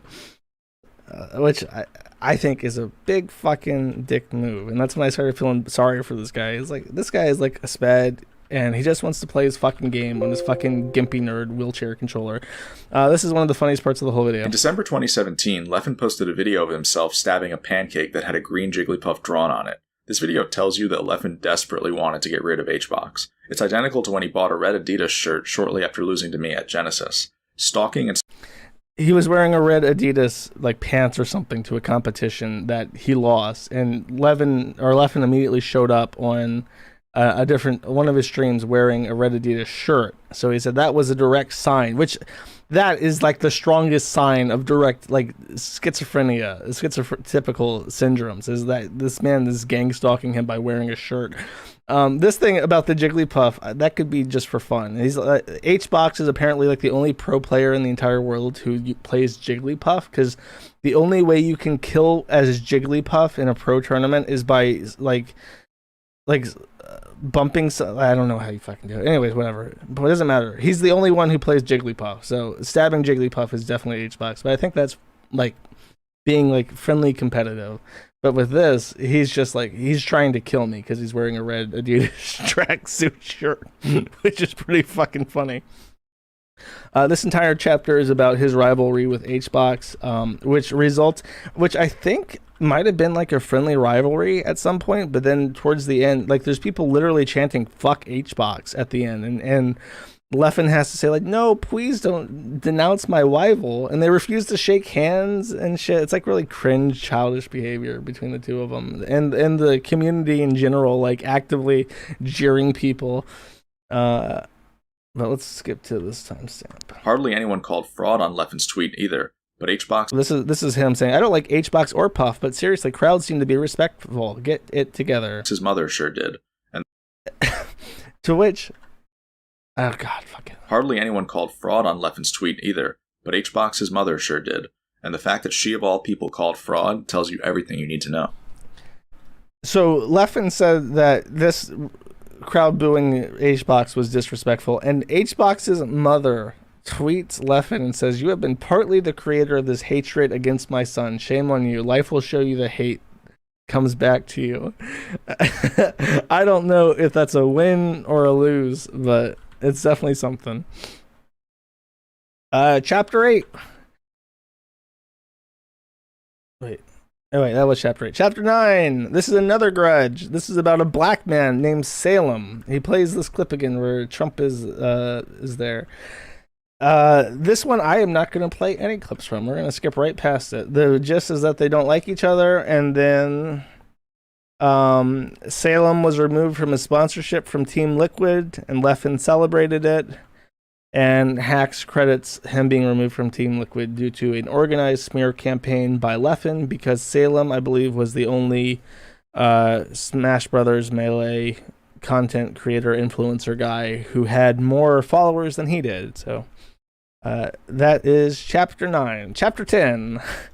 This is about Leffen, and I agree with him on this, is that Leffen is actively trying to like molest, like make himself an essential part of Me Too during all those horrific Super Smash Bros. Sex scandals that happened. Like Leffen became an anti-hero in the community because he's the lovable asshole. He's an asshole, but when things get rough, he's a beacon of light to look up to. So when the victims first started coming out, but before you knew it, the whole world was watching. Unfortunately, if there's anything last summer proved, it's that the Smash community is twice as naive as it thought it was. This is because just as sexual predators can live among us, the Dark Triad can live among us too. I only played that because he literally put Among Us fan art in this very he couldn't break character and like keep things serious in other parts of the film, but the video, but when it came time to make an Among Us joke, he was not going to pass that one up because he's the most fucking autistic person to ever live. Surely enough, Leffen would begin tweeting frequently on June 28th. The tweets he made over the course of the next few weeks gave victims hope and empowerment and caused him to become the community's beacon. Leffen's actions were showered with praise by community leaders, and not a soul stopped to question his intentions. His ability to take the helm of Me Too so easily despite his dark past made me realize how wide the gap between perception and reality is within this community, and that the situation was worse than I thought. If you listen closely to what Leffen says in this clip that Rishi tweeted, you'll start to realize that something went wrong here. Yeah, I also agree that saying you stan, while I appreciate it if it's about me, I still think it's bad. You should hold me accountable. If I'm not entertaining, if I'm not doing shit like that, then don't fucking follow me. Don't watch me. I'm not your friend.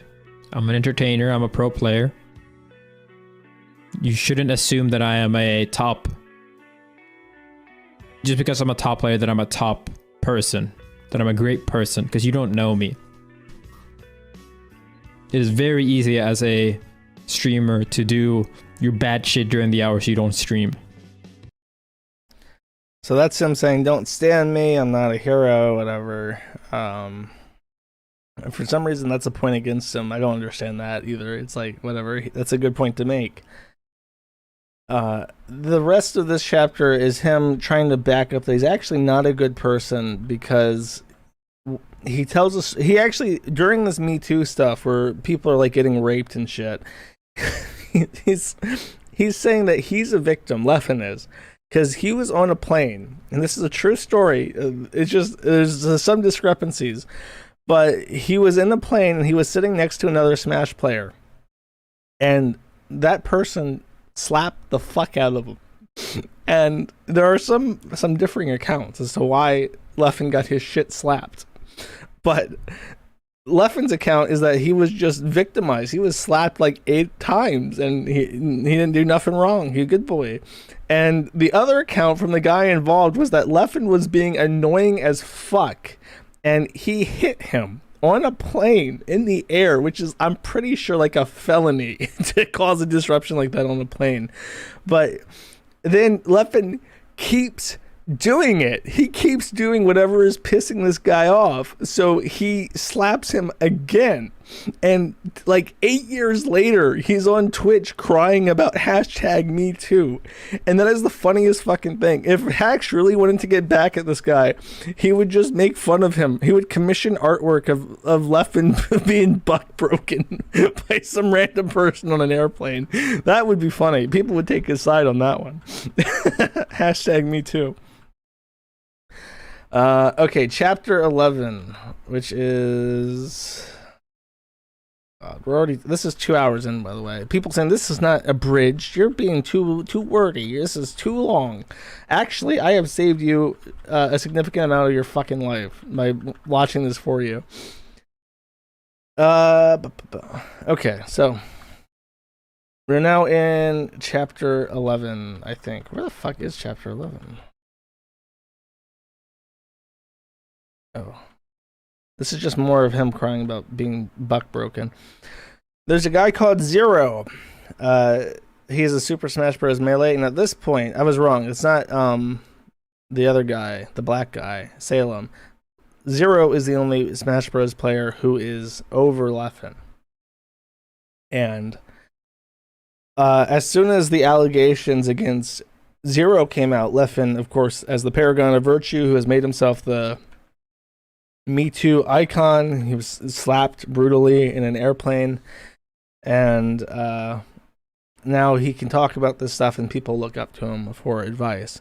The story with Zero is that when he was 19, he sent hentai to a girl who was 15, and years later she canceled him and said that he was a creepy sex pervert. And I'll save what happens in a second, but at some point, Leffen makes a statement about it, and he just kind of like shits all over Zero. Well, it's kind of backhanded. He's like shitting on Zero, but also saying, I would really like to be friends with him. I don't have anything against him, you guys. Sure, he's like a dirty sex pervert, and I hope he gets what's fucking coming, but gosh golly, this is just so troublesome, and I don't even know what to think about it. And Hack says that this is word salad, and Hack's calling anything word salad at 2 hours, 13 minutes, and 2 seconds into this fucking video is a little bit ironic, don't you think? This is the only interesting part as far as this Zero story concerns. Took on Zero's mental health. Unsurprisingly, it was later revealed that Zero had entered a suicidal state following the events of last summer. All eyes were on Leffen when this news came out, and so he responded by saying that he wished Zero well. Amazingly, this was all it took for Leffen to take the target off of his back. So, point is that Hacks would have liked Leffen to be held accountable for this man attempting to commit seppuku, or Sudoku as it's sometimes known, and people just said, like, yeah, he's not at fault for what this retard does. Which brings us to the last chapter, chapter 12. This is when the mask is pulled back and Mr. Hacks is back on the camera for us to look at. It's like 30 minutes of him just rambling. This isn't even like cut or edited. The rest of it is kind of edited for time to make a point, but this is just him on the mic saying whatever he wants. So I'll summarize it. Leffen blocks a ton of people. Blocking people makes people wary of being blocked. Because Leffen is the #1 Smash player, people in the community do not want to be blocked by him. To avoid being blocked, people will not call him out, and nobody is above him to call him out. Therefore, Leffen has created a dystopian society, and blocking should be illegal. He brings on that he uses his position to crush his competitors, to crush him, to crush the box, which is a good thing, which he teaches people how to light cancel correctly and also saves the hands of tens of millions of Smash players with carpal tunnel syndrome. And finally, the closing speech from Hacks. You're going to receive a documentary this upcoming weekend that is intended to cause you to descend further and further into the pits of totalitarianism. And if you didn't have this video, honestly, that may just very well have been checkmate. But now, luckily, I'm in a win-win situation, whether that documentary broadcasts or not, because either they pulled the plug on it, as they should, or they broadcast it, and that will reveal how bad of a spot we truly are in, because now you will see that the press is actually lying to you. So with that very concise killing blow, Leffen has been brought down. We all see him for the Snake, Vermin, Hitler, Nazi collaborator, Knight of Long Knives, Vladimir Lenin, Marxist, Machiavellian, dark tetrad, Snake, Korean motherfucker, which he is. And bravo. I'm surprised I haven't lost my voice. I'm going to feel it in the morning. I'm going to wake up and my throat's going to be sore. All right. Any questions, class? If you have any questions about buck breaking, how to break your buck, how to Machiavellian dark triad spurg out of your community, let me know now. Thank you to the 1,500 people who have endured this fucking 3-hour-long marathon of a stream. It feels fucking old. Ow. So did it work? I guess I should have included his reaction. I didn't even think to. I just wanted to talk about the video. Leffen's response to it was kind of... Let me just pull it up, actually. Kind of weird. And... let me just pull up the statement exactly. I'm sorry. I really didn't think of even pulling his reaction. Did he, like, delete it? When the fuck did this come out?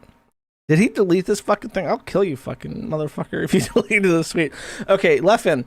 At this point, I don't even know what to do. Legit concerned with my safety at events with this level of things. We'll be looking into a lawyer before saying more just to make sure my bases are covered, says Leffen. And then he just returns to normal. And that's it. That's his only statement. I think that this statement is bitch made. I don't like it, to be fair with you, because it's like... You're not threatened by this fucking guy. Like, sure, he's a fucking weirdo, but he's obviously not going to kill you. And he's going to ask a lawyer before saying more things to make sure his bases are covered. Like, what, a Swedish attorney? An American attorney? Like, what fucking attorney are you going to get? What's the threat here? It's just, like, you're hiding... Here's what my response would have been. If someone made a 2-hour and 30-long video saying that I was a dark triad Machiavellian threat to the locale community, I would just say lol spurg, and that would be the end of it. He should have just said lol spurg in reply to this fucking video. I don't know why he had to act like this was like a physical threat to him. And the interesting thing is that this message came 50 minutes after the video was published, so there's no way he could have like watched it. I guess he watched like the first 15 minutes and saw that he was compared to Hitler like 12 times and said, yeah, this is kind of weird. I need a lawyer.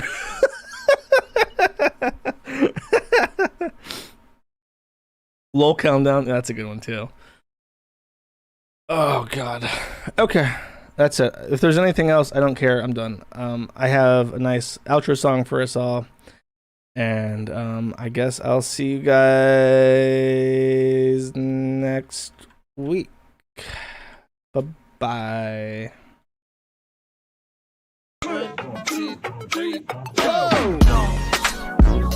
Wait. How does my mic sound? I got a new mic. I didn't even ask. This is a new mic setup. It's got a preamp. It's got a mixer. Is it better than it was before? Is it worse? Your mic is good. Mic sounds fine. Kino. Good. Okay, great. I'm glad that my mic is fine. See you next week. Bye-bye. Memphis, Tennessee, straight up this bitch. The gun. Big ups to MC Jarbo. Did someone say, wait a minute, Matt, no, should've kept my head and my cab low. Now I'm just getting played like Hasbro when I'm not butt fucking handicapped. I'm calling out your woefully insufficient level of lactose. So that's where the fat goes. Look at my legs, bitch, ain't no circulation in those. I got them black toes. Listen, Faith, don't act like you wasn't sucking them shits like it was Liam DiCaprio's. But I bet you think my kid's some kind of lasso that you can just throw to straight up mess with my cash flow. Learned a few lessons from black folk, child support. No, collect the fees from the depths of my asshole. It may says, yeah, I stand behind him. The perfectly law-abiding citizen who's not violent, who never smack a bitch and force her to go in and hide it. Lord, protect this man like you protect Hunter Biden. And Faith says, where's my child support? Get the fuck away from me. I never leave the Ralph Castle. Like, I'm gonna just show up at your house. Sorry, the Ralph ain't no Frank Hassel. I just don't care. Pop pills and get high. So my soul ain't there. Tried to buy my way to heaven, but I'm nowhere near. Fuck it. Straight to hell. We go. I'd rather sit in this chair until I grow gray hair. I'll be dead at 45, man. I ain't scared. Tried to buy my way to heaven, but I'm unprepared. I guess it's straight to hell. We go. Never see my ass in no ring. This ain't Knoxville. I just dox and will, cause that's all I can bring. No, you will never see my ass in no ring unless it's money laundering as the kingpin of the fucking pedo ring. I'm from the Bible Belt. I get the kids young, and I got my own church. Matt called the kids shunk, and I ain't talking about no college kids sung. If they can crawl, they can shit run. Am I wrong? How did I not learn my last song? I think I'll just molest one more. Then next song, I'll put on this song. Get into the pink song, sing along with my good friend Ian Malchong. Now Josh says I'm whack as fuck, nigga, you coat, boy. My dick's small, but it works. What you need's a rope, boy. With your busted ass dick, why don't you stick to what you do best? Then go write some code, boy. Pop called me the Pillsbury dope, boy. This fat fuck's on pills and he's so fucking dope, boy. Ask my mom every day if she's proud. She's like, no, I'm not. You're a goddamn joke, boy. Lord, I just don't care. My pills and get high, so my soul ain't there. Trying to buy my way to heaven, but I'm nowhere near. Fuck it, straight to hell. We go. I'd rather sit in this chair until I grow gray hair. I'll be dead at 45, man. I ain't scared. Trying to buy my way to heaven, but I'm unprepared. I guess it's straight to hell. We go. I just don't care. My pills and get high, so my soul ain't there. Court order deadline to pay this hoe's daycare. Fuck it, straight to jail. We go. I'd rather sit in this chair until I grow gray hair. I'll be dead at 45, man. I ain't scared. Trying to buy my way to heaven, but I'm unprepared. Straight to hell. We go. One more for the live audience. Thank you, ladies and gentlemen, for all the donations from all of you stupid, fucking dumbass motherfuckers. There's a lot of dumb motherfuckers around there.